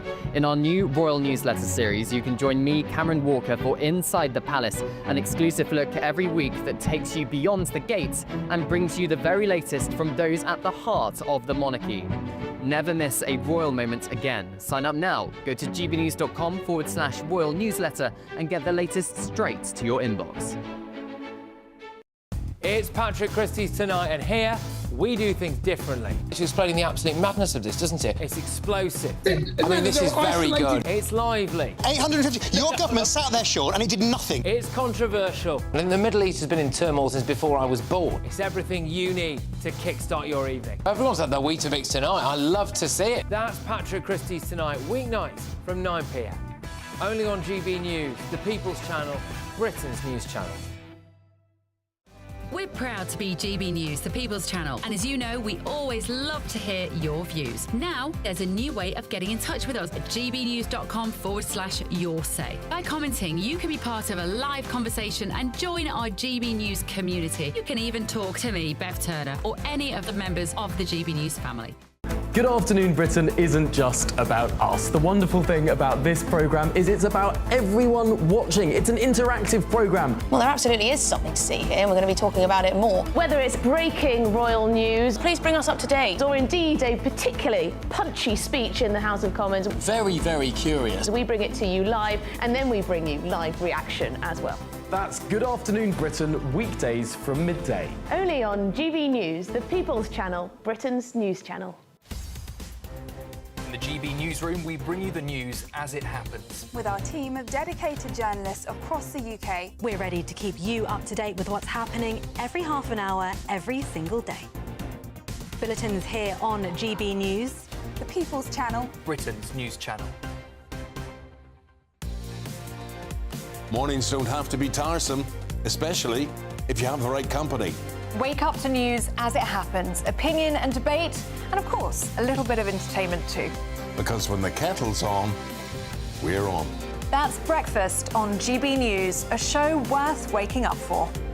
Every morning from 6 a.m. Only on the People's Channel, Britain's news channel. We'll spread the news, you spread the word.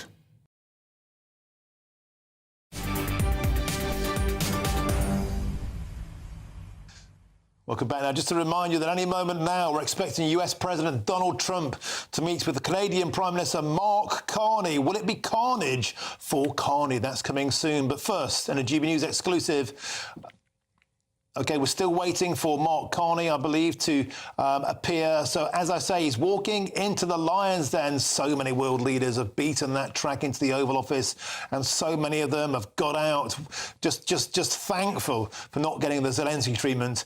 Carnage for Carney, that later. But first, in a GB News exclusive, the full extent of Britain's grooming gang scandal has finally been uncovered. Our reporter Charlie Peters has all of the latest. Charlie, over to you.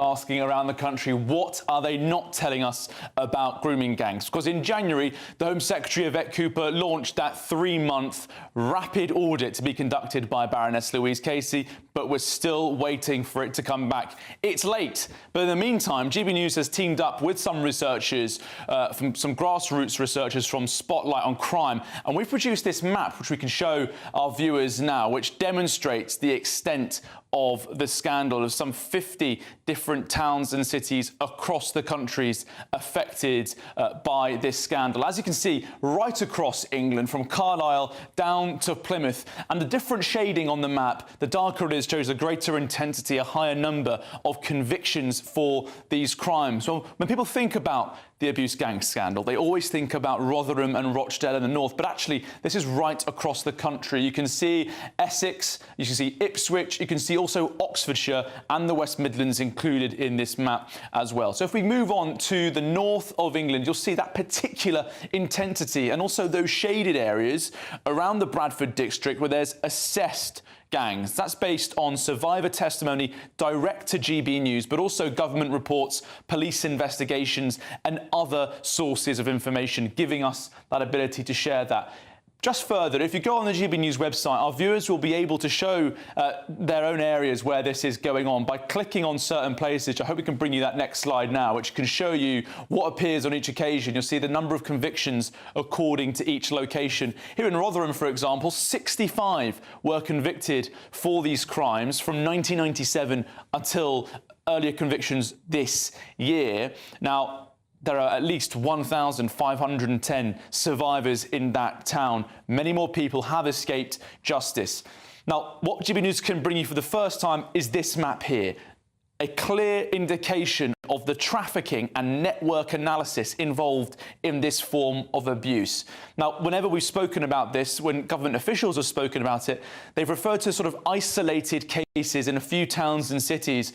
But actually, what we can demonstrate now, this is a truly national issue with victims being trafficked across the country, but also perpetrators moving across organised criminal gangs. And we can see an overlap in some of these distributions between drug crime and also the systematic exploitation of children. Just to draw your attention to the south here, Oxford moving into London. This is a city that often is overlooked for this abuse gang scandal. Sadiq Khan, the mayor, has frequently denied calls for an inquiry into the situation in London, but there were many, many instances of trafficking from the north of England and also from the west of England into the capital.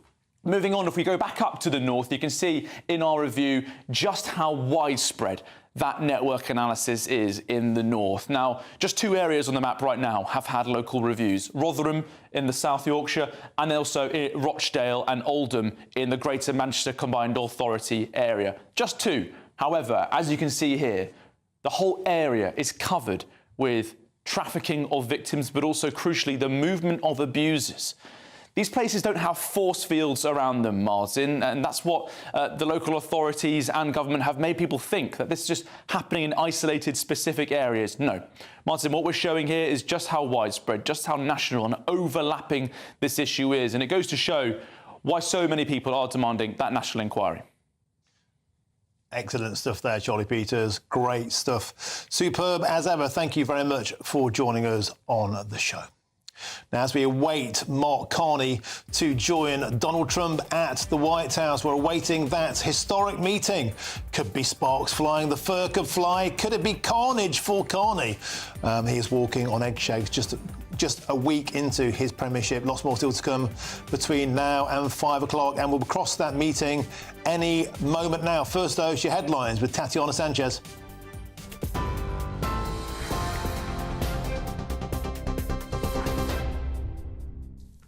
Martin, thank you very much. The top stories. The UK and India have agreed a landmark trade deal which delivers on the UK government's core mission of growing the economy, raising living standards and putting money in people's pockets. After 3 years of on-off negotiations, the UK and India have agreed a trade deal which will make it easier for UK firms to export whisky, cars and other products to India and cut taxes on India's clothing and footwear exports. India's Prime Minister said on X that his country had concluded an ambitious and mutually beneficial free trade agreement with the UK. Downing Street says Sir Keir Starmer will visit India at the earliest opportunity following a phone call between the pair. Sir Keir Starmer says the trade deal with India will grow the economy and deliver for British people and business. Downing Street has ruled out a U-turn on means testing the winter fuel payment. That comes after the government was reportedly rethinking its cut to the winter fuel allowance. Number 10 was reportedly considering whether to increase the £11,500 threshold over which pensioners are no longer eligible for the allowance. However, the Prime Minister's official spokesman said that the policy is set out and there will not be a change to the government's policy. An installation of ceramic poppies has returned to the Tower of London today as events to mark the 80th anniversary of VE Day continue. Nearly 30,000 of the original poppies from the 2014 display at the Tower, which commemorated the centenary of the First World War, and displayed in a new installation within the walls of the fortress. The tower itself was bombed during the Blitz, still bears some of those scars today. Those are the latest headlines for now. More from me in half an hour. For the very latest GB News direct to your smartphone, sign up to News Alerts by scanning the QR code or go to gbnews.com/alerts.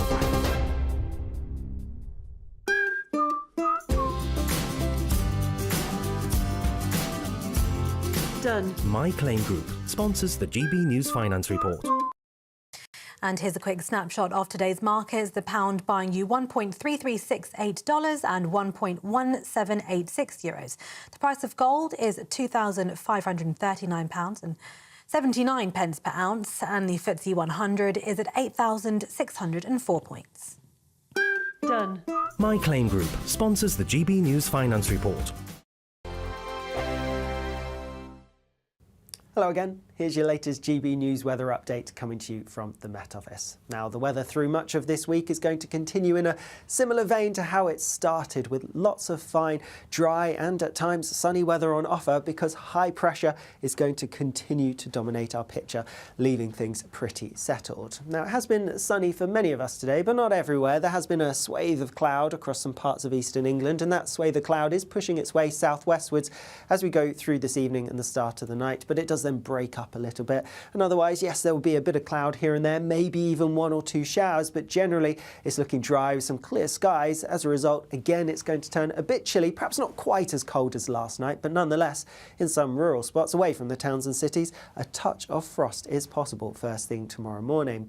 Otherwise, as we go through tomorrow, pretty bright start for most of us. Again, there will be a few showers here and there towards some North Sea coastal parts of East Anglia, a few showers perhaps, but generally it's largely dry and there should be a good deal of sunshine. Not wall-to-wall blue skies necessarily, but a few sunny periods for most of us. A bit more sunshine perhaps on offer for large chunks of Scotland, but across the far north of mainland Scotland and also Orkney and Shetland, similar to today really, there's probably going to be a bit more cloud here, and again we could see some outbreaks of rain pushing through. Otherwise, and apart from a few showers here and there, none of them looking particularly heavy, and most of us will avoid these, it's going to be a mostly fine day. Plenty of sunshine on offer yet again, and with that sunshine and temperatures a little bit higher than today, there's a good chance it's going to feel pretty warm for most of us, could just about get into the low 20s Celsius. Little changes as we go through the evening tomorrow. Again, it's looking largely fine, and once more we're going to have a bit of a chilly night Wednesday night into Thursday. Looking through the rest of the week, and as I mentioned, high pressures sticking around, so lots of fine sunny weather to come, and our temperatures are going to be creeping up as well. Bye-bye.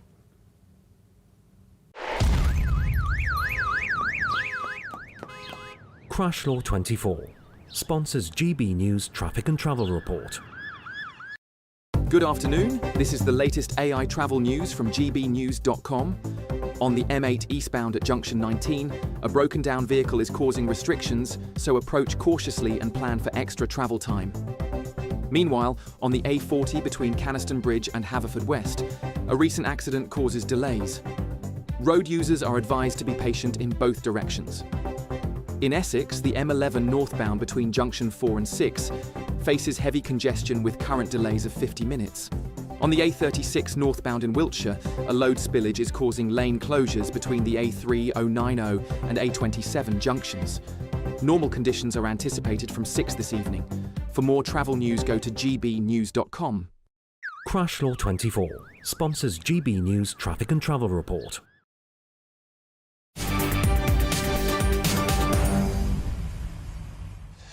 Welcome back. Your time is 4:38 with me, Martin Daubney, here on GB News. Now, just to remind you that any moment now we're expecting the US President Donald Trump to meet Canadian Prime Minister Mark Carney. Live pictures there from the White House. Many leaders have gone through those intimidating doorways there to the Oval Office. Some have had it good.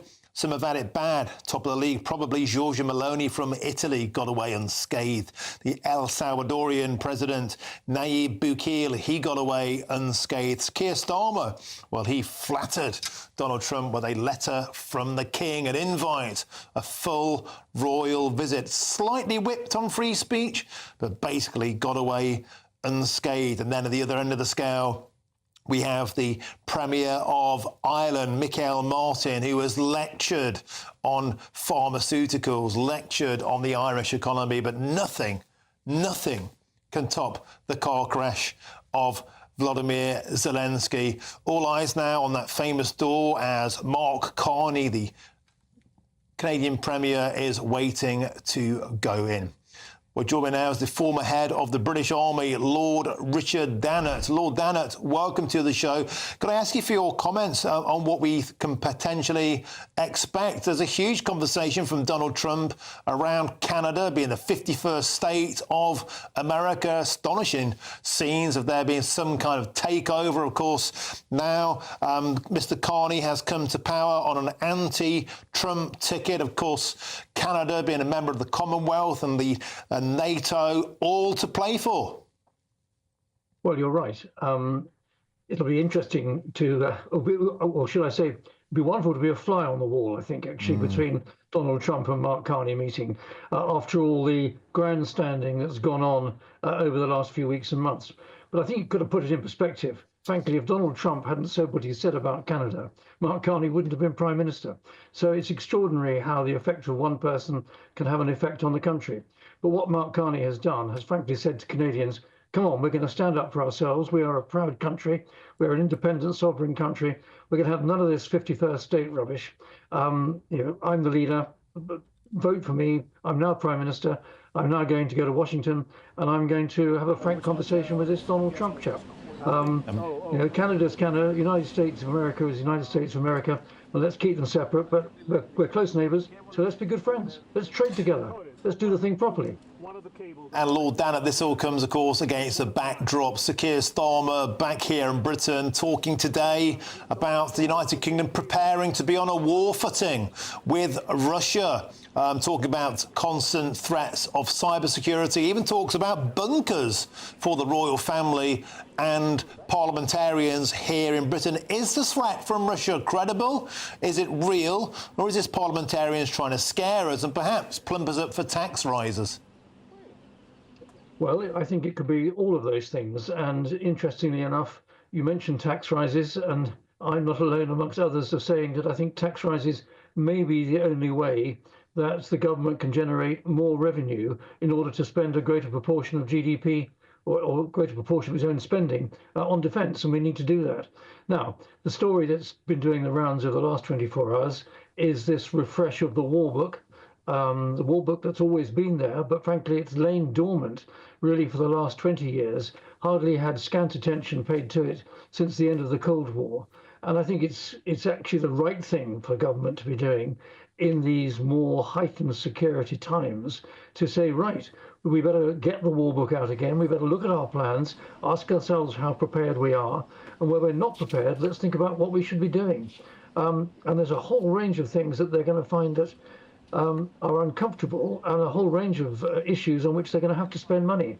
So I think it's the right thing to do. It's a slightly scaremongery story, and it's come out perhaps come out slightly awkwardly perhaps, but I think the government is doing the responsible thing and the right thing by looking at our national preparedness and being prepared to make plans to improve that preparedness and resilience. And Lord Dannett, just moments ago, Donald Trump has issued a statement saying the US doesn't need anything from Canada, raising the war of words there, the rhetoric ramping up, saying they, on the other hand, need everything from us. The Prime Minister will be arriving shortly, and that will be most likely my only question of consequence. So the war of rhetoric, the war of words ramping up here, and against all of this, of course, is the unpredictability, Lord Richard Dannett, of Donald Trump on things like NATO. He could simply say, hey, you guys got to stump up billions of dollars more money for me to stay in the club. Well, you're right. I mean, as far as NATO is concerned, I think this is one of the positive things that Donald Trump has done. I mean, he has said to us European members of NATO, come on, you sheltered under the US umbrella for too long. You've got to take a greater degree of responsibility for your own security. And actually, that is right. And that is, amongst other things, of course, the war in Ukraine is a great wake-up call. But I think Donald Trump saying that the Americans are going to refocus more on the Indo-Pacific, refocus more on China, actually is saying quite reasonably to European countries, come on, take a greater hand in your own defence, put your hand further in your own pocket. So that's about the one positive out of Donald Trump's, I'm almost inclined to say, rantings and ravings of the last 100 or so days. And of course, the episode that's playing out now in and around Washington and the White House is just the most recent example of his very provocative statements, in this case about Canada, his close neighbour. I also reflect, a little while ago, Donald Trump, in saying how much he liked our king, said he would like the United States to be an associate member of the Commonwealth. Well, come on, do we really need that? I think particularly if he's going to slag off another Commonwealth country like Canada, then I think talking about becoming an associate member of the Commonwealth, that's a long way off from happening at all. And Lord Richard Dannett, I've asked this question before. I find it fascinating with a man of your breadth of knowledge and expertise. I'd like to ask you again. Do you think today the world is a safer place or a more dangerous place with President Donald Trump at the helm? Does his unpredictability actually add a sense of frisson to world leaders around the world who might be thinking about making aggressive moves and make them think twice about it because Donald Trump is simply so unpredictable? Donald Trump is unpredictable. I think actually he's making our security environment more uncertain. Of the two, Donald Trump and Vladimir Putin, I am more concerned about Vladimir Putin. He continuing his aggression, continuing his war in Ukraine well into its third year. That is something, particularly for us Europeans, to be really concerned about. And you've heard me say this before. That actually is the reason, along with Donald Trump saying that the Americans are going to do less in Europe, that we Europeans must spend more money on our own defence. And the challenge for our government is to find where that money is going to come from. And it may be, I think the business community is getting braced for it, there may have to be some increases in tax, whether it's the basic rate of income tax or the percentage of VAT. But something like that is going to be necessary to find the extra cash for the government to do the right things to secure this nation's future and its security. OK, thank you for joining us, giving us your expertise. That's the former head of the British Army, Lord Richard Dannett. Thank you very, very much. Just to remind you, we'll cross there live when Mark Carney, the Canadian Premier, arrives at the White House. But before that, if you're in search of some holiday sun, here's the forecast for some of the top European destinations. Can't wait to get in that sea. Lovely and warm. Just like the feeling of having great travel insurance. All Clear Travel Insurance sponsors GB News Travel Destinations Forecast. Hello, if you're off to Greece in the next few days, it's good news. There's some hot sunshine on the way. Elsewhere, though, changeable with showers and particularly unsettled across Madeira on Wednesday with some stronger winds and longer spells of rain. Scattered showers also across parts of Iberia, but the heaviest thunderstorms across northern Italy and the Balkans on Wednesday, perhaps giving some flash flooding in places. Drier and sunnier across the south of Italy and across Greece, though, for the rest of this week, and it will feel warm in that sunshine. All Clear Travel Insurance sponsors GB News Travel Destinations Forecast.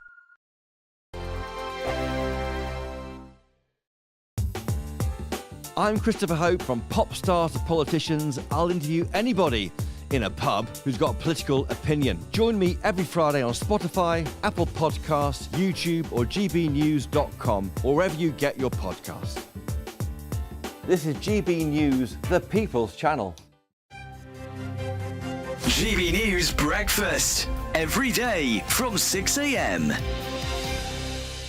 4.2 million people in this country are living in hygiene poverty. That means they are having to daily make a choice between putting food on the table for themselves and their family, paying the rent, paying their bills, and buying the basic everyday essentials we all rely on. And there must be such a stigma attached to, well, there is, we know that, to hygiene as well, because this isn't talked about. I mean, we're talking here this morning, 1 in 12 British people have to make a decision between eating and washing, but we never hear about that, do we? It's not spoken about. You're absolutely right. We have, scarily normalised the conversation about food poverty and fuel poverty in this country. And what my charity, the Hygiene Bank, wants to do is to take one step on that road to ending hygiene poverty by abolishing VAT on soap, treating it as the basic staple that we all need every day. It's the first line of defence against illness and disease. Helps to keep us all safe. It's a confidence thing as well, isn't it? If people are really struggling, that can affect your confidence and mental health and all the rest of it.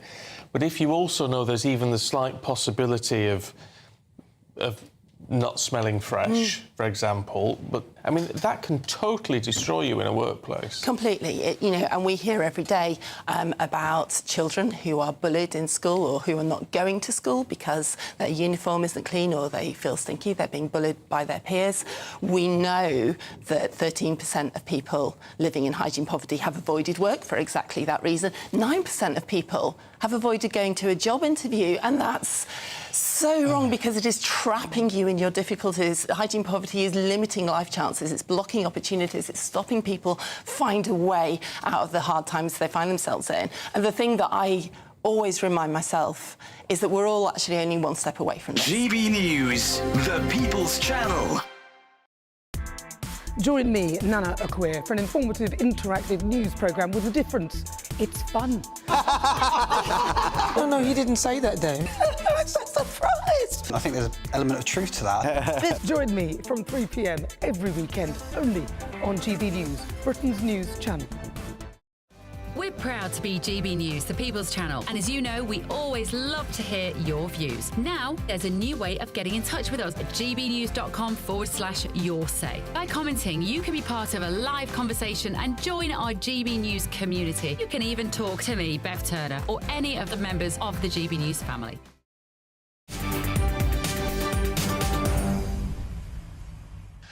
Welcome back. Your time is 4:51 with me, Martin Daubney, here on GB News. Now, just to remind you that any moment now, we're expecting the US President Donald Trump to take delivery to meet the Canadian Prime Minister Mark Carney, who is on his way there now. And there's only one question. Will it be carnage for Carney? So many world leaders before him have gone through that ominous doorway there to the White House, to the Oval Office. Some have got away unscathed. Some have even parted company as friends. Others were completely annihilated. Giorgia Meloni, it's fair to say, got away pretty unscathed. The Premier of Italy, the El Salvadorian President Nayib Bukele, also came out of this smelling of roses. Sir Keir Starmer, he charmed his way into the President's heart with a letter from in the inside pocket from His Royal Highness King Charles, the full royal treatment. However, the Irish Premier Michael Martin was monstered on the pharmaceuticals industry, the state of American companies paying less tax in Ireland should go back to the United States. We'll do everything in our power to take those companies back. But top of the league was Volodymyr Zelensky, that famous, historic car crash, that argument in front of the entire world's media with the Ukrainian president. And in these last couple of minutes, Donald Trump has taken to Truth Social, as he always does, to post on social media this: I don't want anything from Canada other than their friendship, which hopefully we will always maintain. Can you imagine being in the back of that car, that armour-plated beast, and rolling up to the gates there, and your advisor going, Mr. Carney, Mr. Trump has just posted on social media, would you like me to read it? Yes. And he reads out this. They, on the other hand, need everything from us. The Prime Minister will be arriving shortly, and that will be most likely my only question of consequence, because, of course, there is absolutely no love lost between the pair of them. Mark Carney was elected on an anti-Trump ticket because Trump, of course, has stepped in and said he wanted to make Canada the 51st state of America. Catherine Forster, our political correspondent, joins me in the studio. All eyes now on the White House, Catherine, because these meetings, anything can happen. Anything can happen, and I find that Truth Social comment quite something. All we want from them is friendship. Yeah. Donald Trump has spent several months saying that Canada must become the 51st state, that America needs Canada, referring to the leader as the governor of Canada, as if it already is a state. What an about turn. But I think worth saying, for all the clear keep off us, we want none of your 51st state nonsense that we've heard from the newly elected Carney, he owes, in many ways, the fact that he is the Prime Minister to Donald Trump. Absolutely. Because before Donald Trump came in with all this threatening talk, the Liberals had plunged in the polls. It was widely expected the Conservatives would ride into power. And then as soon as all this 51st state stuff kicked off, that has been totally and utterly reversed. And Mr. Carney was due some 24 minutes ago. He's running late. I tell you what, Catherine Forster, maybe is going round the block a few times, trying to soak in the absolute brutality of that Truth Social post. Can you imagine, Catherine, if any of us mere mortals would, I don't know, going to a job interview and you read a message from the person you're about to face who was saying, I don't want anything from you. We don't need anything whatsoever from you. Donald Trump, here he is, stepping out of the White House door there now, and that means any moment now, flanked by the US Marines there and flanked by the twin flags, the Stars and Stripes of the United States and the Canadian maple leaf there. That means surely Mark Carney, they are saluting now. That must mean that the beast is rolling up. And another world leader rolls up to meet Donald Trump there, giving the thumbs up to reporters. All eyes on these fascinating events.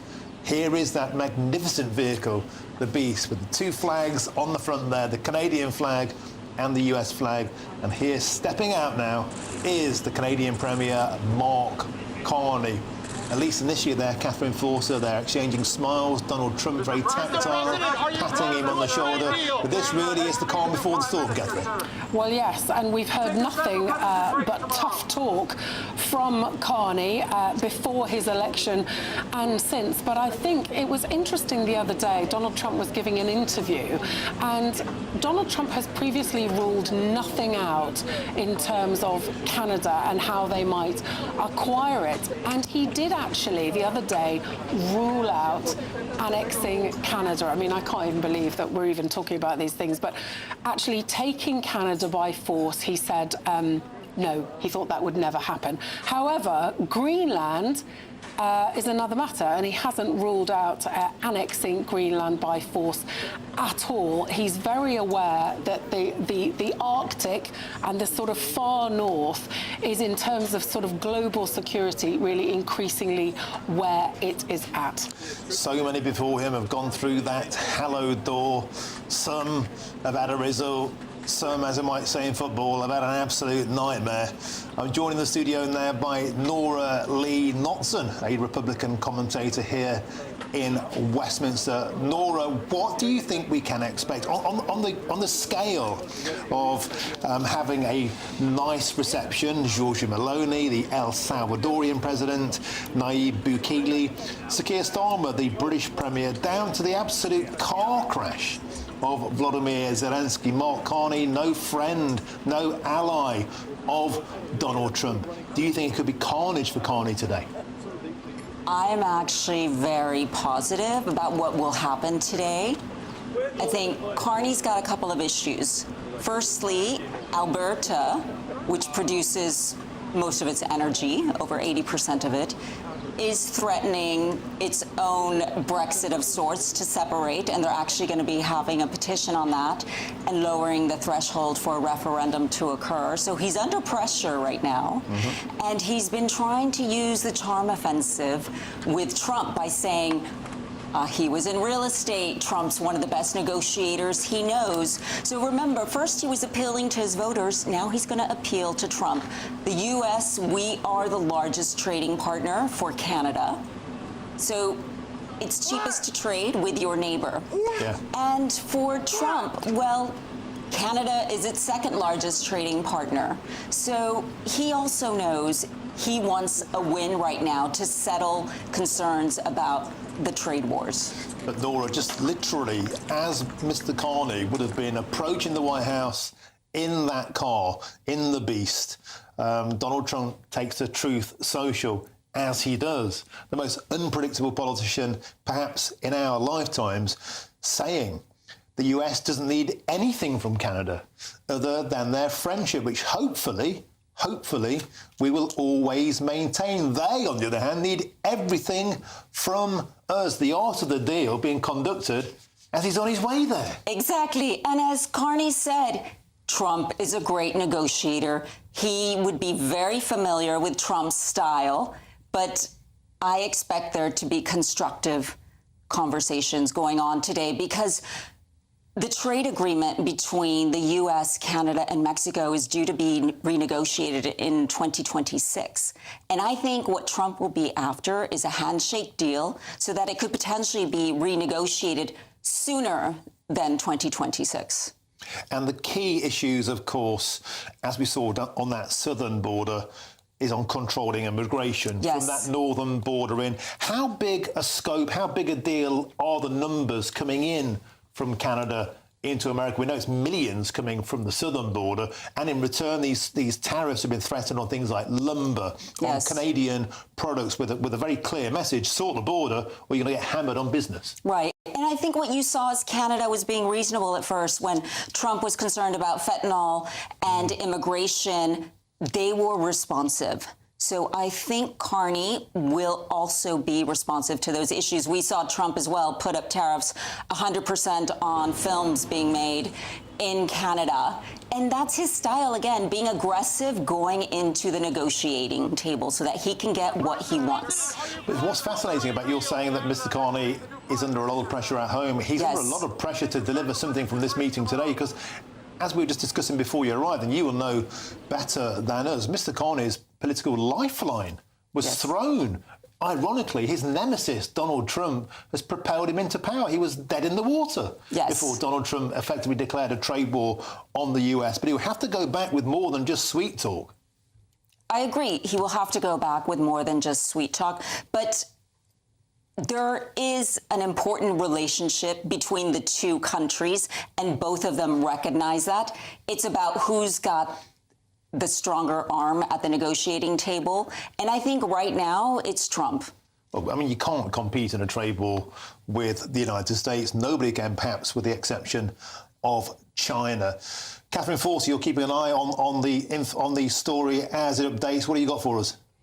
Well, we shall see what emerges when we have the press conference, which we'll no doubt see in a little while. They used to tend to be very short, didn't they? And now they've got longer and longer and more expansive. So who knows? But no, I was just looking that Canada's total exports of goods and services to the US is 3/4 of all its exports. So hugely dependent on America. Hugely.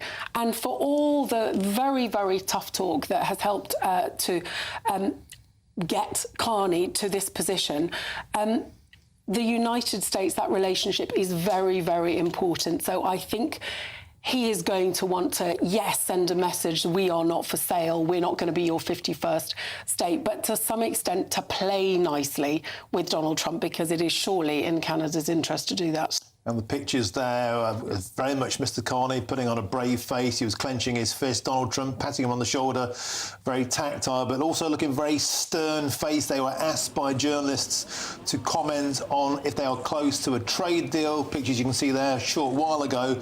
Neither of them addressed the media on that point, because the precise issue now is that they will go into that famous office there, Nora Lee Knotson, and this is where they get down to brass tacks. This is where they have a short meeting about trade, and then they face the world's media for these now infamous set pieces. Yes, and if you read the news as well, Carney has already scrapped the carbon tax. So he's having to put in place policies that are appeasing the resources market, the energy market. He's talked about cutting taxes. He's talked about investing in growth.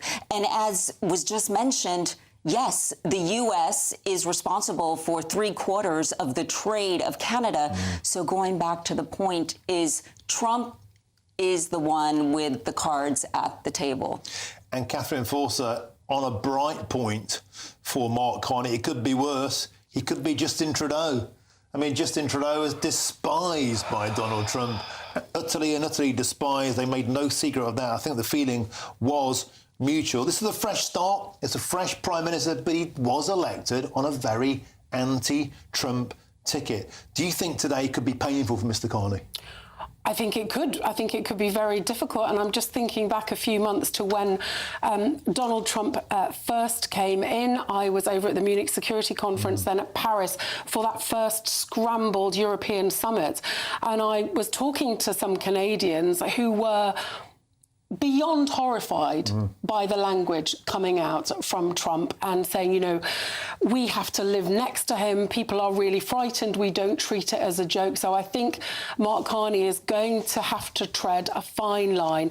Obviously, he wants to get a good deal. Ultimately, it's really in Canada's interest. But at the same time, I think he wants to look strong, not be weak, because that's partly why he's in power. Just one more thing. Trump said, I think maybe yesterday, about Carney and this visit, I don't know why he's coming to see me. I guess he wants to make a deal. Everybody does. There we go. So he's gone into the belly of the beast there. Thank you very much, Nora and Catherine.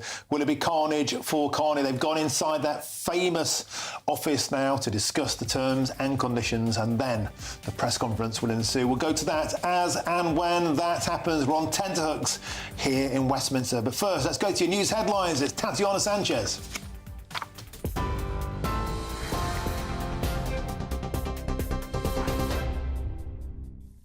Martin, thank you very much. The top stories. And yes, as you've just seen, the US President Donald Trump has welcomed the Canadian Prime Minister to the White House. It is the first time that Mr. Trump and Mark Carney are meeting. And whilst the trade war, of course, frays US-Canada relations. Mr. Trump earlier wrote on his website Truth Social that he was looking forward to that meeting with Mr. Carney today. But he also reiterated in that post that the US doesn't need anything from Canada. Meanwhile, the UK and India have agreed a landmark trade deal which delivers on the UK government's core mission of growing the economy, raising living standards and putting money in people's pockets. After 3 years of on-off negotiations, the UK and India have agreed a trade deal which will make it easier for UK firms to export whisky, cars and other products to India and cut taxes on India's clothing and footwear exports. India's Prime Minister Narendra Modi said on X that his country had concluded an ambitious and mutually beneficial free trade agreement with the UK. Downing Street says Sir Keir Starmer will visit India at the earliest opportunity following a phone call between the pair. Sir Keir Starmer says the trade deal with India will grow the economy and deliver for British people and business. Well, this is a historic day for the United Kingdom and for India, because this is the biggest trade deal that we, the UK, have done since we left the EU, and it's the most ambitious trade deal that India has ever done. And this will be measured in billions of pounds into our economy and jobs across the whole of the United Kingdom. So it is a really important, significant day. Deputy Leader of the Liberal Democrats, Daisy Cooper, says any trade deal needs to be in the UK's interest. In light of Donald Trump's trade war, it's really important that the UK can be doing trade deals with other countries around the world. But it's really important that these trade deals work in Britain's interests. And given that the government has introduced an incredibly damaging jobs tax, it's very worrying to hear concerns that the Indian workers coming over here the companies may not have to actually pay those taxes on those workers. So we Liberal Democrats want to see a debate in the House of Commons, and we think that there absolutely must be a vote as well.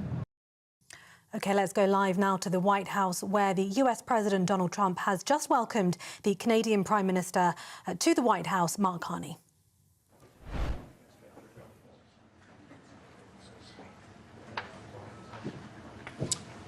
Thank you very much, everybody. It's a great honor to have Prime Minister Mark Carney with us. As you know, just a few days ago, he won a very big election in Canada.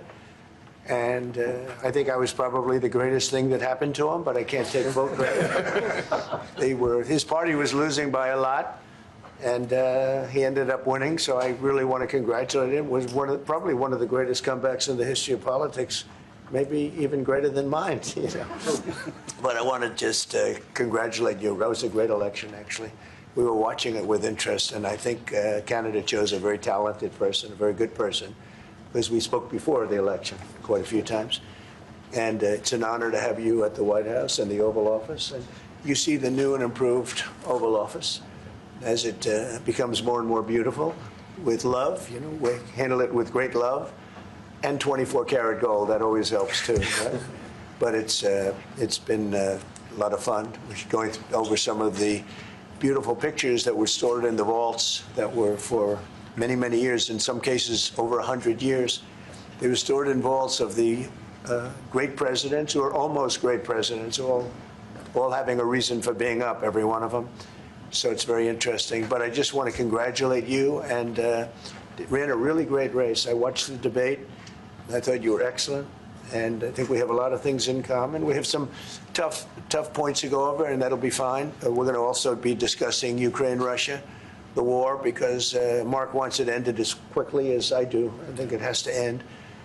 We had some very good news last night. The Houthis have announced that they are not, or they've announced to us at least, that they don't want to fight anymore.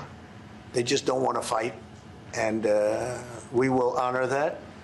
And we will stop the bombings, and they have capitulated. But more importantly, we will take their word.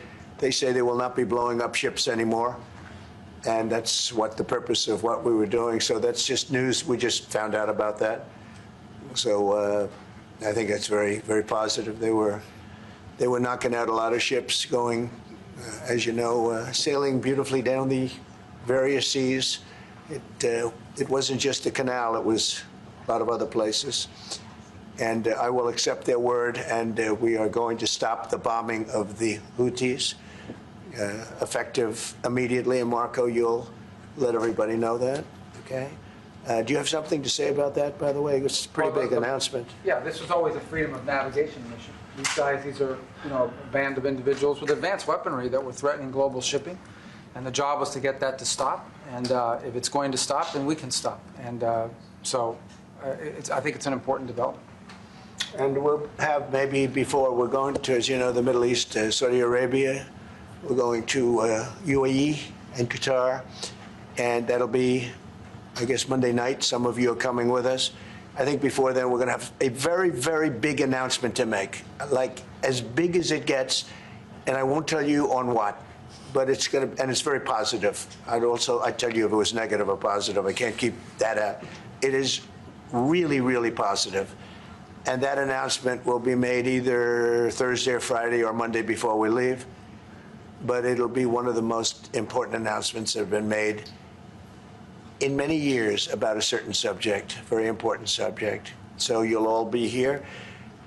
Mark, would you like to say a few words? Well, thank you, Mr. President. I'm on the edge of my seat, actually, for the big announcement. But thank you for your hospitality and above all for your leadership. You're a transformational president, focus on the economy with a relentless focus on the American worker, securing your borders, ending the scourge of fentanyl and other opioids, and and securing the world.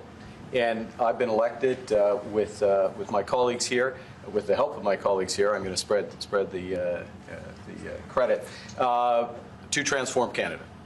With a similar focus on the economy, securing our borders, again on fentanyl, much greater focus on defense and security, securing the Arctic and developing the Arctic. And the history of Canada and the U.S. is we're stronger when we work together, and there's many opportunities to work together. And I look forward to, addressing some of those issues that we have, but also finding those areas of mutual cooperation so we can move forward. That's great. Very nice. Thank you very much. It's a very nice statement. Mr. President, Anybody? Is USMCA dead? No, it was actually very effective, and it's still very effective, but people have to follow it. So, that's been a problem. People haven't followed it. But it was a transitional step a little bit, and as you know, it terminates fairly shortly. It gets renegotiated very shortly. But I thought it was a very positive step from NAFTA. NAFTA was the worst trade deal in the history of our country, probably in the history of the world. And this was a transitional deal, and we'll see what happens. We're going to be starting to possibly renegotiate that if it's even necessary. I don't know that it's necessary anymore, but it served a very good purpose. And the biggest purpose it served is we got rid of NAFTA. NAFTA was a very unfair deal for the United States. Very, very terrible deal. It should have never been made. It was made many years ago, but it should have never been made. Canada and the United States. Would you like to see your first trade deal be with Canada? Our neighbors in the world? I would love that. Look, I have a lot of respect for this man, and I watched him come up, in a sense, through the ranks when he wasn't given much of a chance, and he ran a really great campaign. He did a really great debate. I think that debate was very helpful. I was going to raise my hand. I don't know if that's good or bad. I shouldn't say that. That might hurt you. But no, he ran a really great election, I thought. And yeah, something could happen. Something could happen. Yeah, please. What's the top concession you want out of Canada? The top concession you want out of Canada? Concession? Yes. Friendship. But that's not a concession. No, we're going to be friends with Canada. Regardless of anything, we're going to be friends with Canada. Canada is a very special place to me. I know so many people that live in Canada. My parents had relatives that lived in Canada, my mother in particular. And no, I love Canada. I have a lot of respect for the Canadians. Wayne Gretzky, I mean, how good, the great one. You happen to have a very, very good hockey player right here on the Capitals, who I have a lot of respect. He is a big, tough cookie, too. He just broke the record. And he's a great guy. And, we had the team here, and I got to know a lot of the players. But now Canada is a very special place. Yeah, please. Mr. President, Mr. Prime Minister, I'd like to get your response to this, too. But Mr. President, you have said that Canada should become the 51st state. Yeah. No. Well, I still believe that, but it takes two to tango, right? But no, I do. I mean, I believe it would be a massive tax cut for the Canadian citizens. You get free military, you get tremendous medical cares and other things. There would be a lot of advantages, but it would be a massive tax cut. And it's also a beautiful, as a real estate developer, I'm a real estate developer at heart. When you get rid of that artificially drawn line, somebody drew that line many years ago with like a ruler, just a straight line right across the top of the country. When you look at that beautiful formation when it's together, I'm a very artistic person, but when I looked at that beauty, I said that's the way it was meant to be. But I do feel it's much better for Canada, but we're not going to be discussing that unless somebody wants to discuss it. I think that there are tremendous benefits to the Canadian citizens, tremendously lower taxes, free military, which honestly we give you essentially anyway, because we're protecting Canada if you ever had a problem. But I think it would really be a wonderful marriage, because it's two places that get along very well. They like each other a lot. Well, if I may, As you know from real estate, there are some places that are never for sale. That's true. We're sitting in one right now, Buckingham Palace that you visited as well. That's true. And having met with the owners of Canada over the course of the campaign last several months, it's not for sale, won't be for sale ever. But the opportunity is in the partnership and what we can build together. And we have done that in the past. And part of that, as the President just said, is with respect to our own security. And my government is committed for a step change in our investment in Canadian security and our partnership. And I'll say this as well, that the President has revitalized international security, revitalized NATO, and us playing our full weight in NATO, and that will be part of it. That's true. And they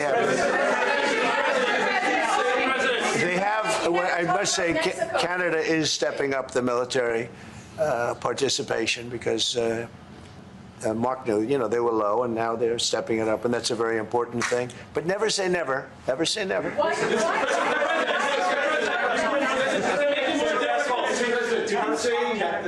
What would it take to get the tariffs off of Canada?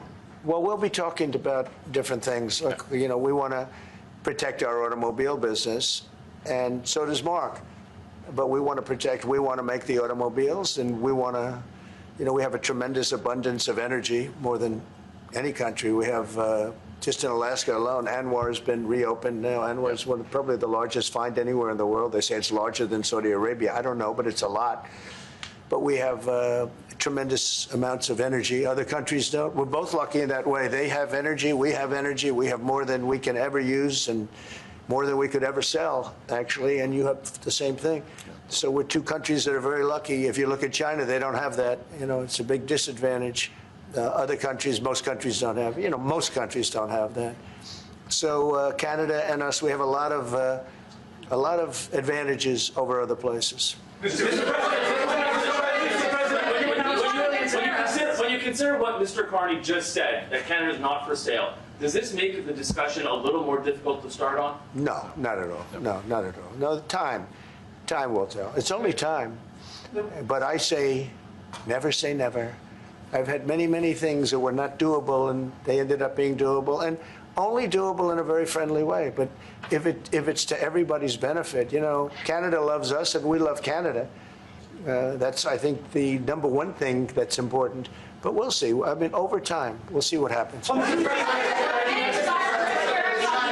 President, China. I was hoping you could clarify something. Earlier this morning in Capitol Hill, Secretary Bessent said that there have been no negotiations yet with China.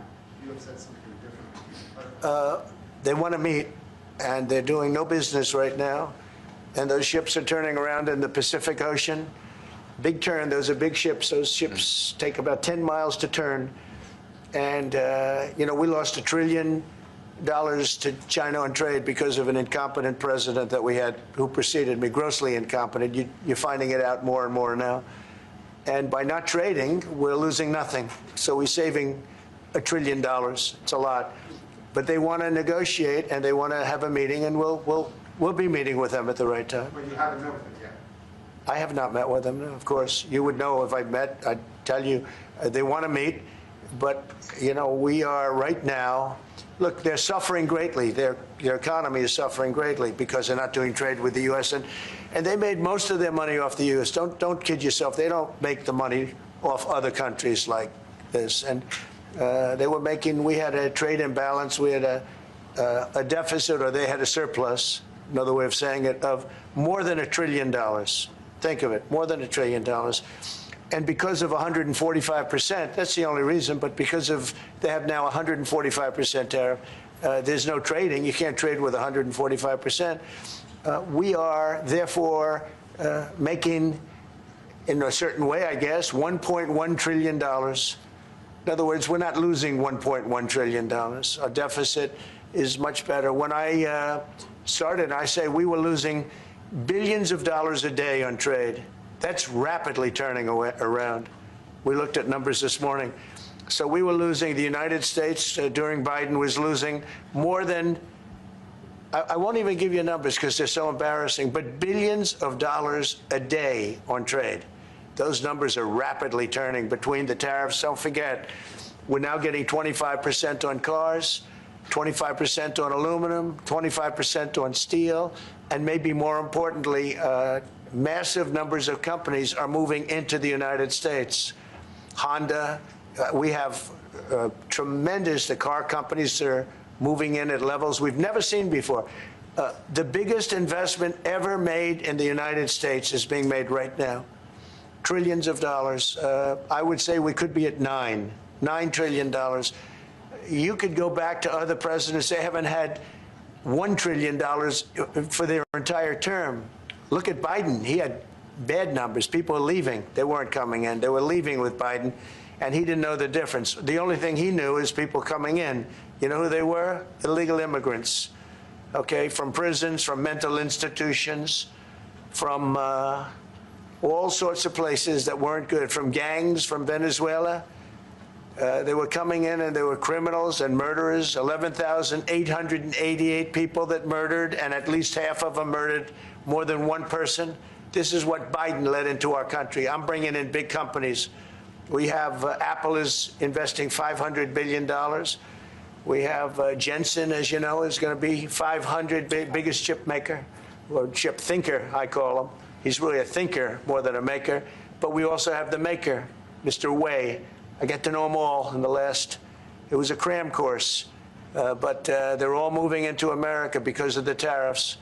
And I don't think people have appreciated it. Some people do. Some of the smart people do. So we have more money coming in. It's really an amazing thing. We have more money being invested in the United States now than at any time ever before in our history, and it's not even close. And I think the real number could be 9 or 10 trillion. We don't know everybody that's doing it. We have many. I just heard about a plant that's being built right now, a very, very top-of-the-line company, and they didn't come to the White House. They're just doing it because they're making it because if they build here, there are no tariffs. And this is the big market. This is the market. That sets us apart from it. This is the market where everyone wants to be. Now, if I didn't come here and do this, all of a sudden we wouldn't be the market where everyone wants to be. So we're able to do it in time. But we're going to have a great announcement. And I'm not necessarily saying it's on trade. Going to the beginning, we're going to have a great announcement over the next few days, an announcement that will be so incredible, so positive. And I'm not saying, I don't want you to think it's necessarily on trade. Just to finish, we also have a situation, because everyone says, when are you going to sign deals? We don't have to sign deals. We could sign 25 deals right now, Howard, if we wanted. We don't have to sign deals. They have to sign deals with us. They want a piece of our market. We don't want a piece of their market. We don't care about their market. They want a piece of our market. So we can just sit down, and I'll do this at some point over the next 2 weeks, and I'll sit with Howard and Scott and with our great vice president, who has done a really good job. We have some good news to report on a lot of fronts, but JD will be there and Marco, and we're going to sit down and we're going to put very fair numbers down, and we're going to say, here's what this country, what we want, and congratulations, we have a deal. And they'll either say, great, and they'll start shopping, or they'll say, not good, we're not going to do it. I said, that's okay, you don't have to shop. Now, we may think, well, they have a right, you know, that maybe we were a little bit wrong, so we'll adjust it. And then you people will say, oh, it's so chaotic. No, we're flexible. But we'll sit down, and we'll, at some point, in some cases, we'll sign some deals. It's much less important than what I'm talking about. For the most part, we're just going to put down a number and say, this is what you're going to pay to shop. And it's going to be a very fair number. It'll be a low number. We're not looking to hurt countries. We want to help countries. We want to be friendly with countries. But you keep writing about deals. When are we going to sign? When? It's very simple. We're going to say, in some cases, we want you to open up your country. In some cases, we want you to drop your tariffs. I mean, India, as an example, has one of the highest tariffs in the world. We're not going to put up with that. And they've agreed already to drop it. They'll drop it to nothing. They've already agreed. They would have never done that for anybody else but me. So we're going to put down some numbers, and we're going to say our country is open for business. And they're going to come in, and they're going to pay for the privilege of being able to shop in the United States of America. It's very simple. It's very simple. So I wish they'd keep, stop asking, how many deals are you signing this week? Because one day we'll come and we'll give you 100 deals. And they don't have to sign. All they have to do is say, oh, we'll start sending our ships right now to pick up whatever we want or to bring whatever we want. It's very, very simple. And I think my people haven't made it clear.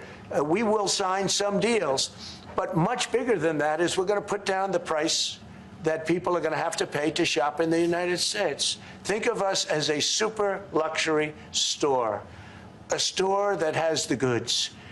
You're going to come and you're going to pay a price, and we're going to give you a very good price. We're going to make very good deals, and in some cases we'll adjust. But that's where it is. And we've been ripped off by everybody for 50 years, and we're just not going to do that anymore. We can't do that. And we can't let any country do that to us. We're just not going to do it anymore.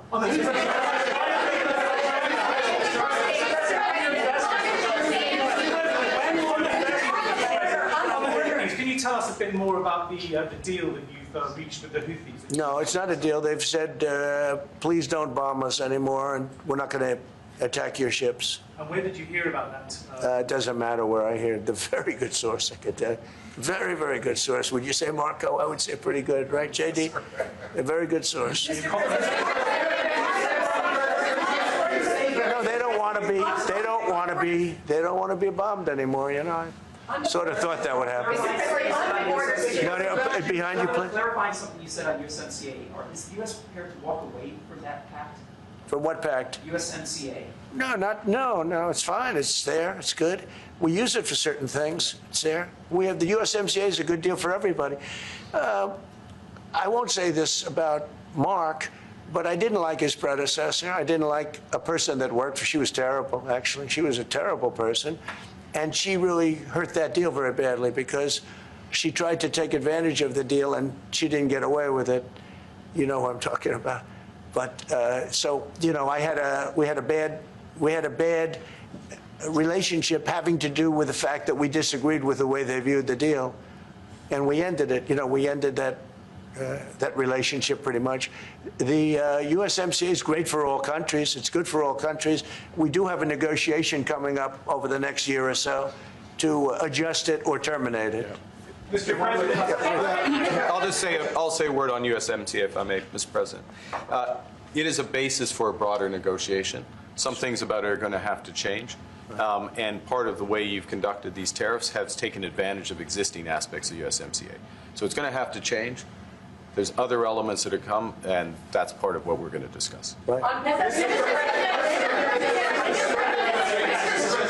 During the campaign, Prime Minister Carney talked about the American vitriol. How do you react if Canada decided not to shop in the American store as much as before and decided to partner with other countries? Well, we don't do much business with Canada from our standpoint. They do a lot of business with us. We're at like 4%, and usually those things don't last very long. You know, we have great things, great product. The kind of product we sell, nobody else can sell.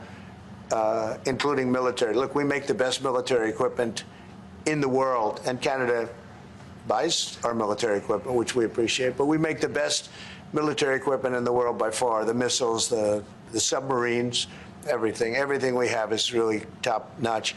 I rebuilt our military during our last term. Stupidly, we gave some away to Afghanistan, which shouldn't have happened, but that was, I think it was the most embarrassing moment in the history of our country. It was just a very incompetent people. But if you look, the man that's now the head of our Joint Chiefs, he led the attack on ISIS for me. That's why he's the head of the Joint Chiefs. And Raisin Kane, he was unbelievable. And as you know, we defeated ISIS in 3 weeks. It was supposed to take 5 years. We did it in 3 weeks. And he ran the campaign. I said, I like him. But I knew him before. I went to Iraq, and we agreed to a plan, and that was the plan. And as you know, we did it in record time. So we have the best equipment in the world. We have the best, a lot of things. And but Canada, it does a lot more business with us than we do with Canada. Yeah. Mr. President, your investments, Mr. President. When do you think the investments that you've announced, the trillions, will finally hit economic data this year? When you're saying about the tariffs? No, about the investments that you've announced. It's hitting right now. Look, they're already starting AI plants. These are not people that look for financing. That's a good thing. You know, in real estate, get a site, then you have to look for financing, you have to get your zoning, 5 years later you start building, you get a bank, then the bank's no good. And these people have massive amounts of cash. The CHIPS Act was a ridiculous thing because that doesn't get them to build. All we did is hand very wealthy companies money. The CHIPS Act that was done by Biden. Billions, we give them billions of dollars. They don't even have to do anything with it. And then if you weren't, if you didn't have, and I don't want to be a wise guy, but if you didn't go with the DEI, if you didn't go with all of the different things woke, if you weren't woke, you couldn't even use the money. You had to have a certain percentage of this and that and that and that. It's impossible to have. The companies actually complained to me. They said they gave me all this money, but nobody can get these people to do anything. I mean, look, President Obama, and if he wanted help, I'd give him help because I'm a really good builder and I build on time, on budget. He's building his library in Chicago. It's a disaster. And he said something to the effect, I only want DEI, I only want woke. He wants woke people to build it. Well, he got woke people, and they have massive cost overruns. The job is stopped. I don't know. It's a disaster. And I don't like that happening because I think it's bad for the presidency that a thing like that should happen. He's got a library that's a disaster. And he wanted to be very politically correct, and he didn't use good, hard, tough, mean construction workers that I love, Marco. I love those construction workers. But he didn't want construction workers. He wanted people that never did it before. And so he's got a disaster in his hands, like millions of dollars, really many millions of dollars over budget. And I would love to help him with it, or somebody else. I could recommend professionals, but it was not built in a professional manner. By the way, nor was in California a little train going from San Francisco to Los Angeles that's being run by Gavin Newsom, the governor of California. Did you ever hear of Gavin Newsom? He has got, that train is the worst cost overrun I've ever seen. It's like totally out of control. So then they said, all right, we won't go into San Francisco. We'll stop 25 miles short. And we won't go into Los Angeles. We'll stop 25 miles short. It's hundreds of billions of dollars for this stupid project that should have never been built. And then they realized that it would have been a lot less costly if we just gave limousine service back and forth and gave it free. They would have saved hundreds of billions of dollars. They have airplanes that go there for 1/100th the cost. And they have cars. They have a thing called a highway that goes back and forth that's not fully utilized. And they got involved with this project. And Gavin, I always liked Gavin. I had a good relationship with him. I just got him a lot of water. I sent in people to open up that water because he refused to do it. And we just got him a lot of water. If they would have had that water, and if they would have done what I said to do, they wouldn't have had the fires in Los Angeles. Those fires would have been put out very quickly. But if you think about it, and you got to take a look at this, it's the worst cost overrun I've ever seen. I've watched a lot of stupid people build a lot of stupid things, but that's the worst cost overrun I've ever seen, what's happening between San Francisco and Los Angeles. And you ought to ask about that because this government is not going to pay. I told our very great new Secretary of Transportation, he's doing a good job, Sean Duffy, I said, we're not going to pay for that thing. It's out of control. This is something that you don't have things like this. It's not even conceivable. Like 30 times over budget, 30 times. It's the craziest thing. And now it's hundreds of, it was supposed to be a simple train. And I think the media should take a look at it. And I'd love him to run for president on the other side. I'd love to see that. But I don't think he's going to be running because that one project alone, well, that and the fires and a lot of other things, pretty much put him out of the race. Mr.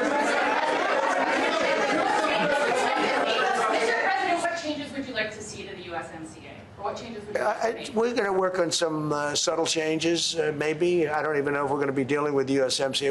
We're dealing more with concepts right now. Look, right now, we're doing trade. We have trade. They're paying a tariff on cars and steel and aluminum. And I think we have a baseline of 10% or something like that for the tariffs. But we're getting along very well. Right now, going no further, but we have an agreement. We did something with even parts. You want to discuss that, Howard, with respect to Canada, which helps Canada out? Sure. So we've made an arrangement with the car companies that 15% of their USMCA parts are included, and then 15% of foreign parts from the manufactured suggested retail price are not tariffed to help domestic manufacturing really thrive. So it gave them a chance to be able to build their car parts factories if they're going to. A lot of these companies already have factories, and what they have to do is just fill them out. But they're able to build them in the United States, so we gave them a pretty substantial period of time. Just to clarify, Mr. President, is there anything the Prime Minister can say to you today to change your mind on tariffing Canada? Tariffing cars? Tariffing Canada. Is there anything he could say to you in the course of your meetings with him today that would get you to lift tariffs on Canada? No. Why not? Just the way it is. What's the first state? Yeah. If Canadians don't want it, would you respect that? Sure, I would. But this is not necessarily a one-day deal. This is over a period of time they have to make that decision. Yes, go ahead. Yeah, if I may.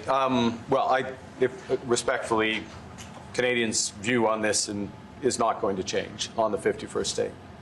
Secondly, we are the largest client of the United States in the totality of all the goods. So we are the largest client of the United States. We have a tremendous auto sector between the two of us, and the changes that made have been helpful. 50% of a car that comes from Canada is American. That's not like anywhere else in the world. And to your question about is there one thing? No, this is a bigger discussion. There are much bigger forces involved, and this will take some time and some discussions, and that's why we're here, to have those discussions, and that is represented by who's sitting around the table. See, the conflict is, and this is very friendly. We're not. This is not going to be like we had another little blow up with somebody else. That was a much different. This is a very friendly conversation, but we want to make our own cars. We don't really want cars from Canada, and we put tariffs on cars from Canada, and at a certain point, it won't make economic sense for Canada to build those cars. And we don't want steel from Canada because we're making our own steel, and we're having massive steel plants being built right now as we speak. We really don't want Canadian steel, and we don't want Canadian aluminum and various other things because we want to be able to do it ourselves. And we, because of, past thinking of people, we have a tremendous deficit with Canada. In other words, they have a surplus with us. And there's no reason for us to be subsidizing Canada. Canada's a place that will have to be able to take care of itself economically.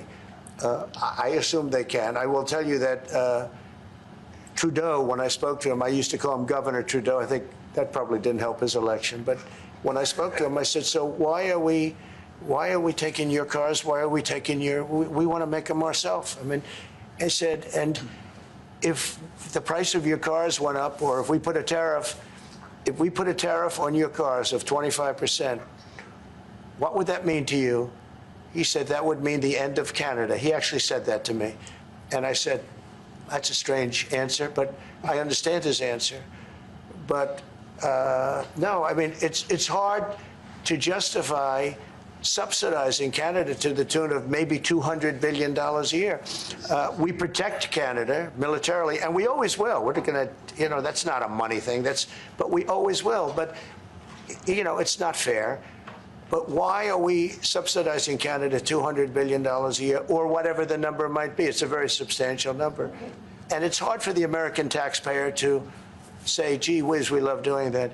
Thank you very much. We're going to have a very substantial. Thank you.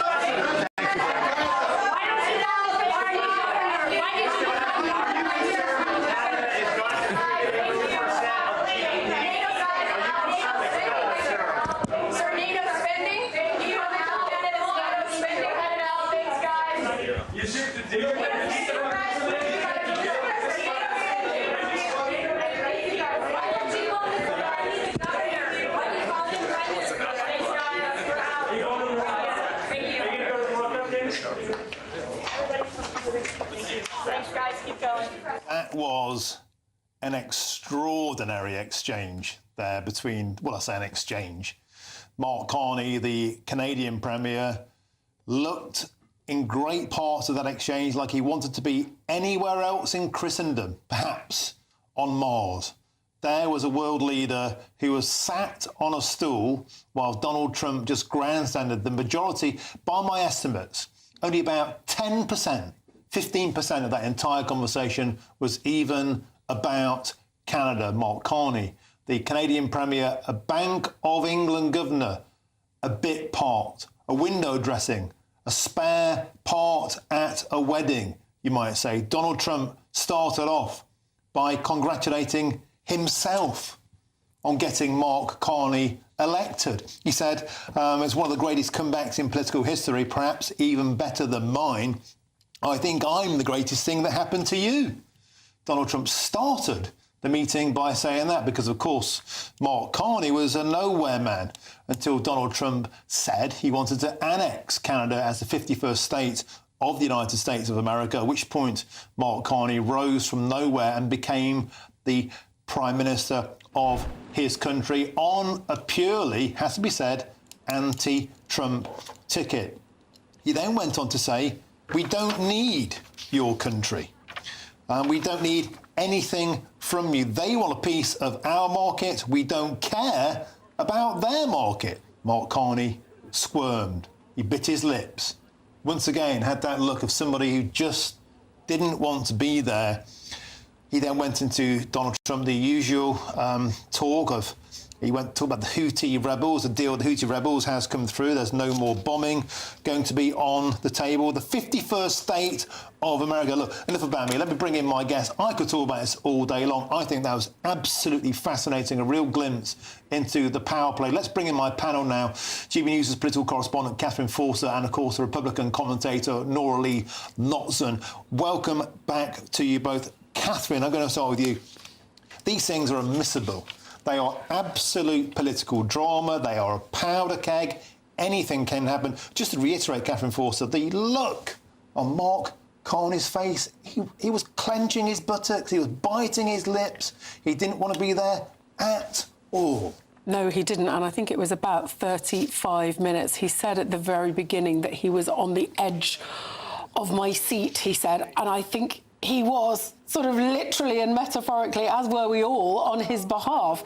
He then went on to really praise Donald Trump because, of course, he's learnt. Look what happened to Zelensky. He called Trump a transformational president.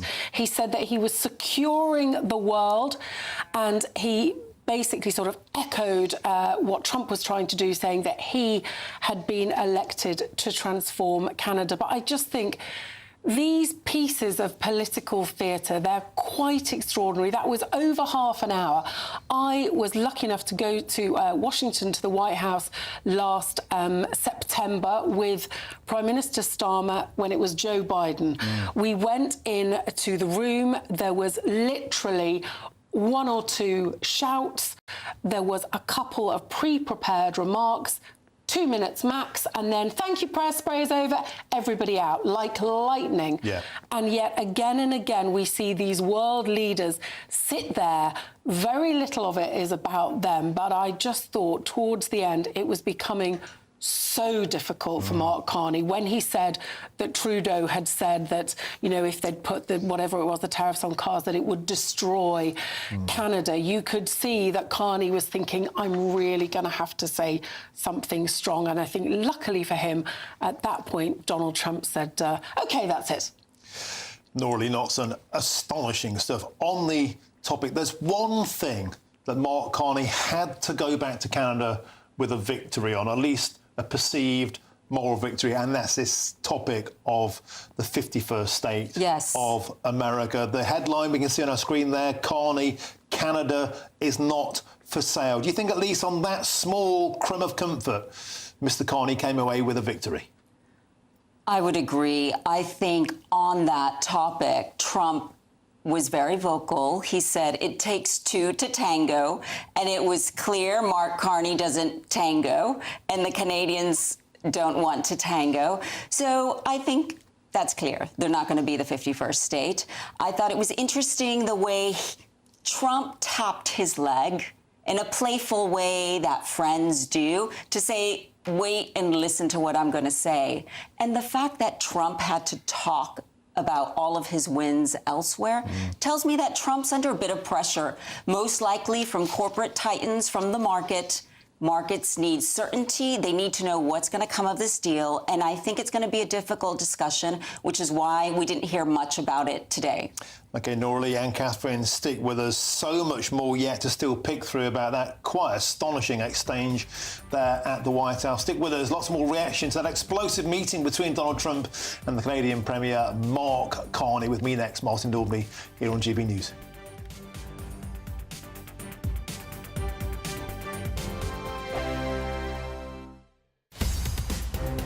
In the GB newsroom, we bring you the news as it happens. With our team of dedicated journalists across the UK. We're ready to keep you up to date with what's happening every half an hour, every single day. Bulletins here on GB News. The People's Channel. Britain's news channel. GB News Breakfast. Every day from 6 a.m. Eve, very good morning. You commentate on this. This is your subject. What do you think? Why is this happening? Because we're sitting now. I'm at a stage now where all my kids are growing up. Whatever. I don't have to face this thing anymore. But I'm suddenly stopping and going, what?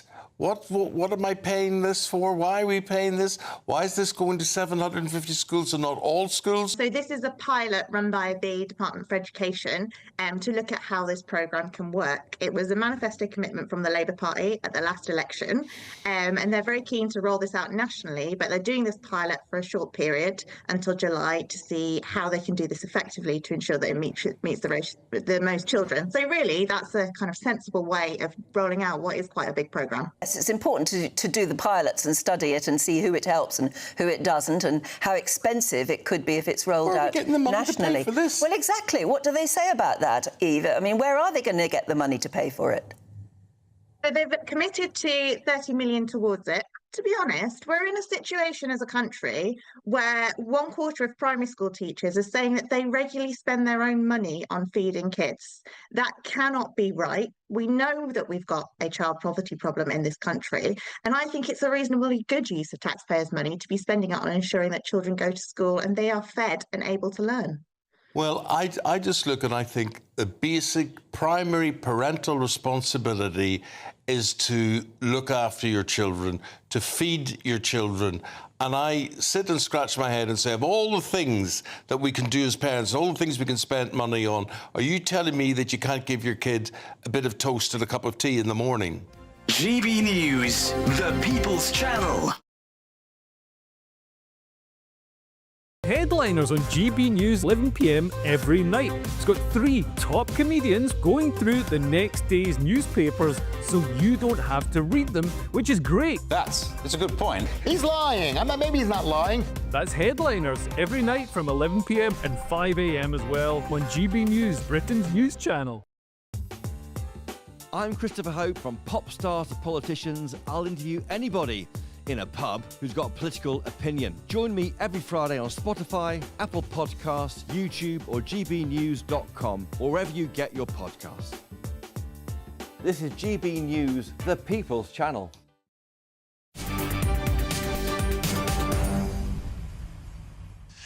Welcome back. It's 10:06. Let's remind ourselves now that astonishing, extraordinary exchange between President Donald Trump and Canadian Prime Minister Mark Carney at the White House a short while ago. And it's also a beautiful, as a real estate developer, I'm a real estate developer at heart.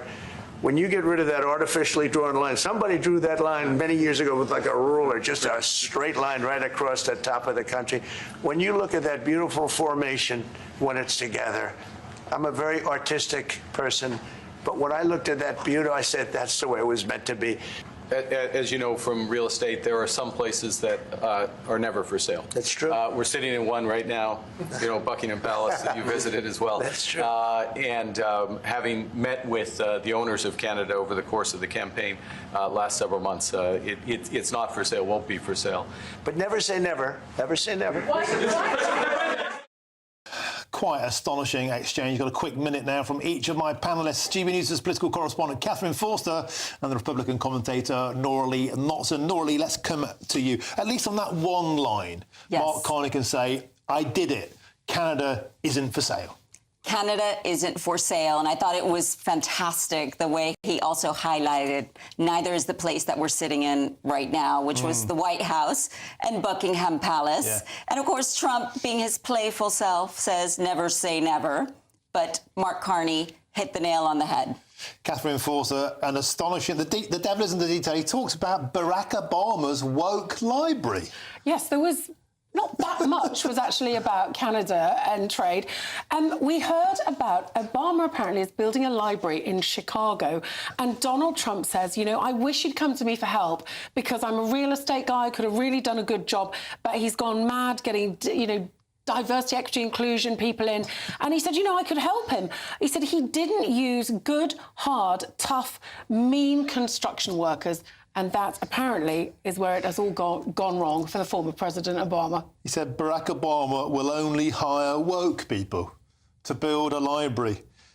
These are the kind of exchanges now which are pressing a complete reset on the way politics is done. What on earth, Mark Carney was thinking there, we'll never know until he writes his memoirs. Astonishing. He was sat on a step, basically ignored, and everything was about Donald Trump, as is the norm. Nora Lee, Catherine, thank you very, very much. Another amazing day in politics, and the action continues after the break. I'll be back at 7. I've got Sarah Pochin, the Reform UMP, on my show, but first, here's Miriam Cates. Well, coming up very shortly, we're going to be scrutinising this new UK-India trade deal. The Prime Minister says it's going to unlock £5 billion of growth for the economy. But questions are already being asked as it emerges that Indian workers are going to be excused from national insurance. Will that be cheaper to employ Indian workers? We're also going to be looking at whether Britain is prepared for war. What would it take to make Britons prepared for war? Are Britons even willing to fight for this country? Well, that's all coming up very shortly. But first of all, we've got your weather forecast.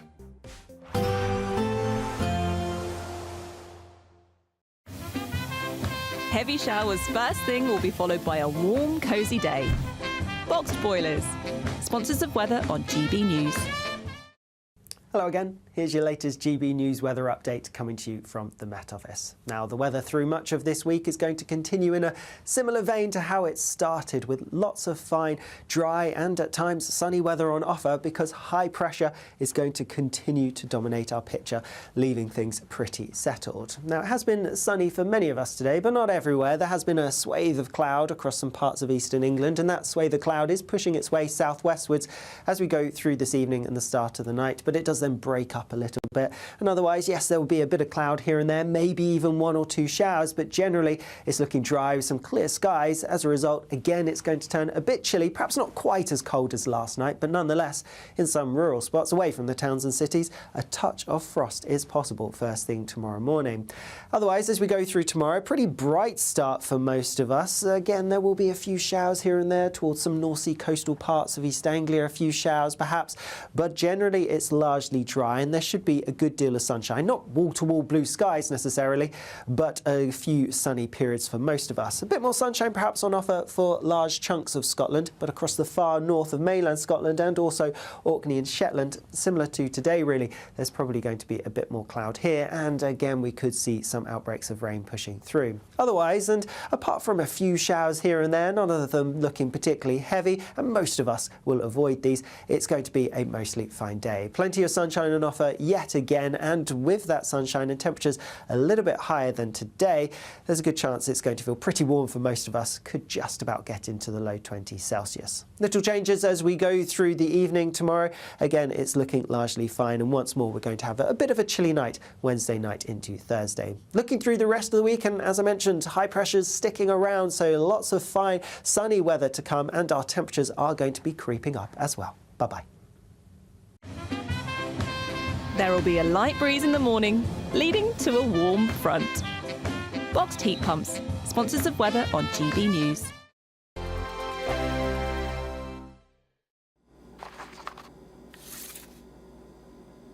Crash Law 24 sponsors GB News Traffic and Travel Report.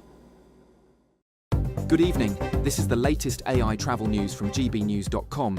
Restrictions are on the M80 southbound off-slip at Junction 5 due to a broken-down vehicle. Delays occur on the A40 between Canaston Bridge and Haverfordwest from an accident. On the A585 northbound, congestion causes delays between A586 Hardhorn and A588 Junction. In Doncaster, a lane on the A1 southbound is closed between junctions with the A639 and A638 due to a collision. Congestion affects the M4 2 northbound between junctions 3A and 4. Lastly, westbound delays are on the A14 between junction 20 Ellington and 16 Catworth. For more travel news, go to gbnews.com. Crash Law 24 sponsors GB News Traffic and Travel Report. You could be the next big winner on the road in this brand new Alnag Baron 560 motorhome, courtesy of Marquis Leisure. Imagine the fun you could have in this luxurious home from home worth over £67,000. We'll also give you £5,000 in tax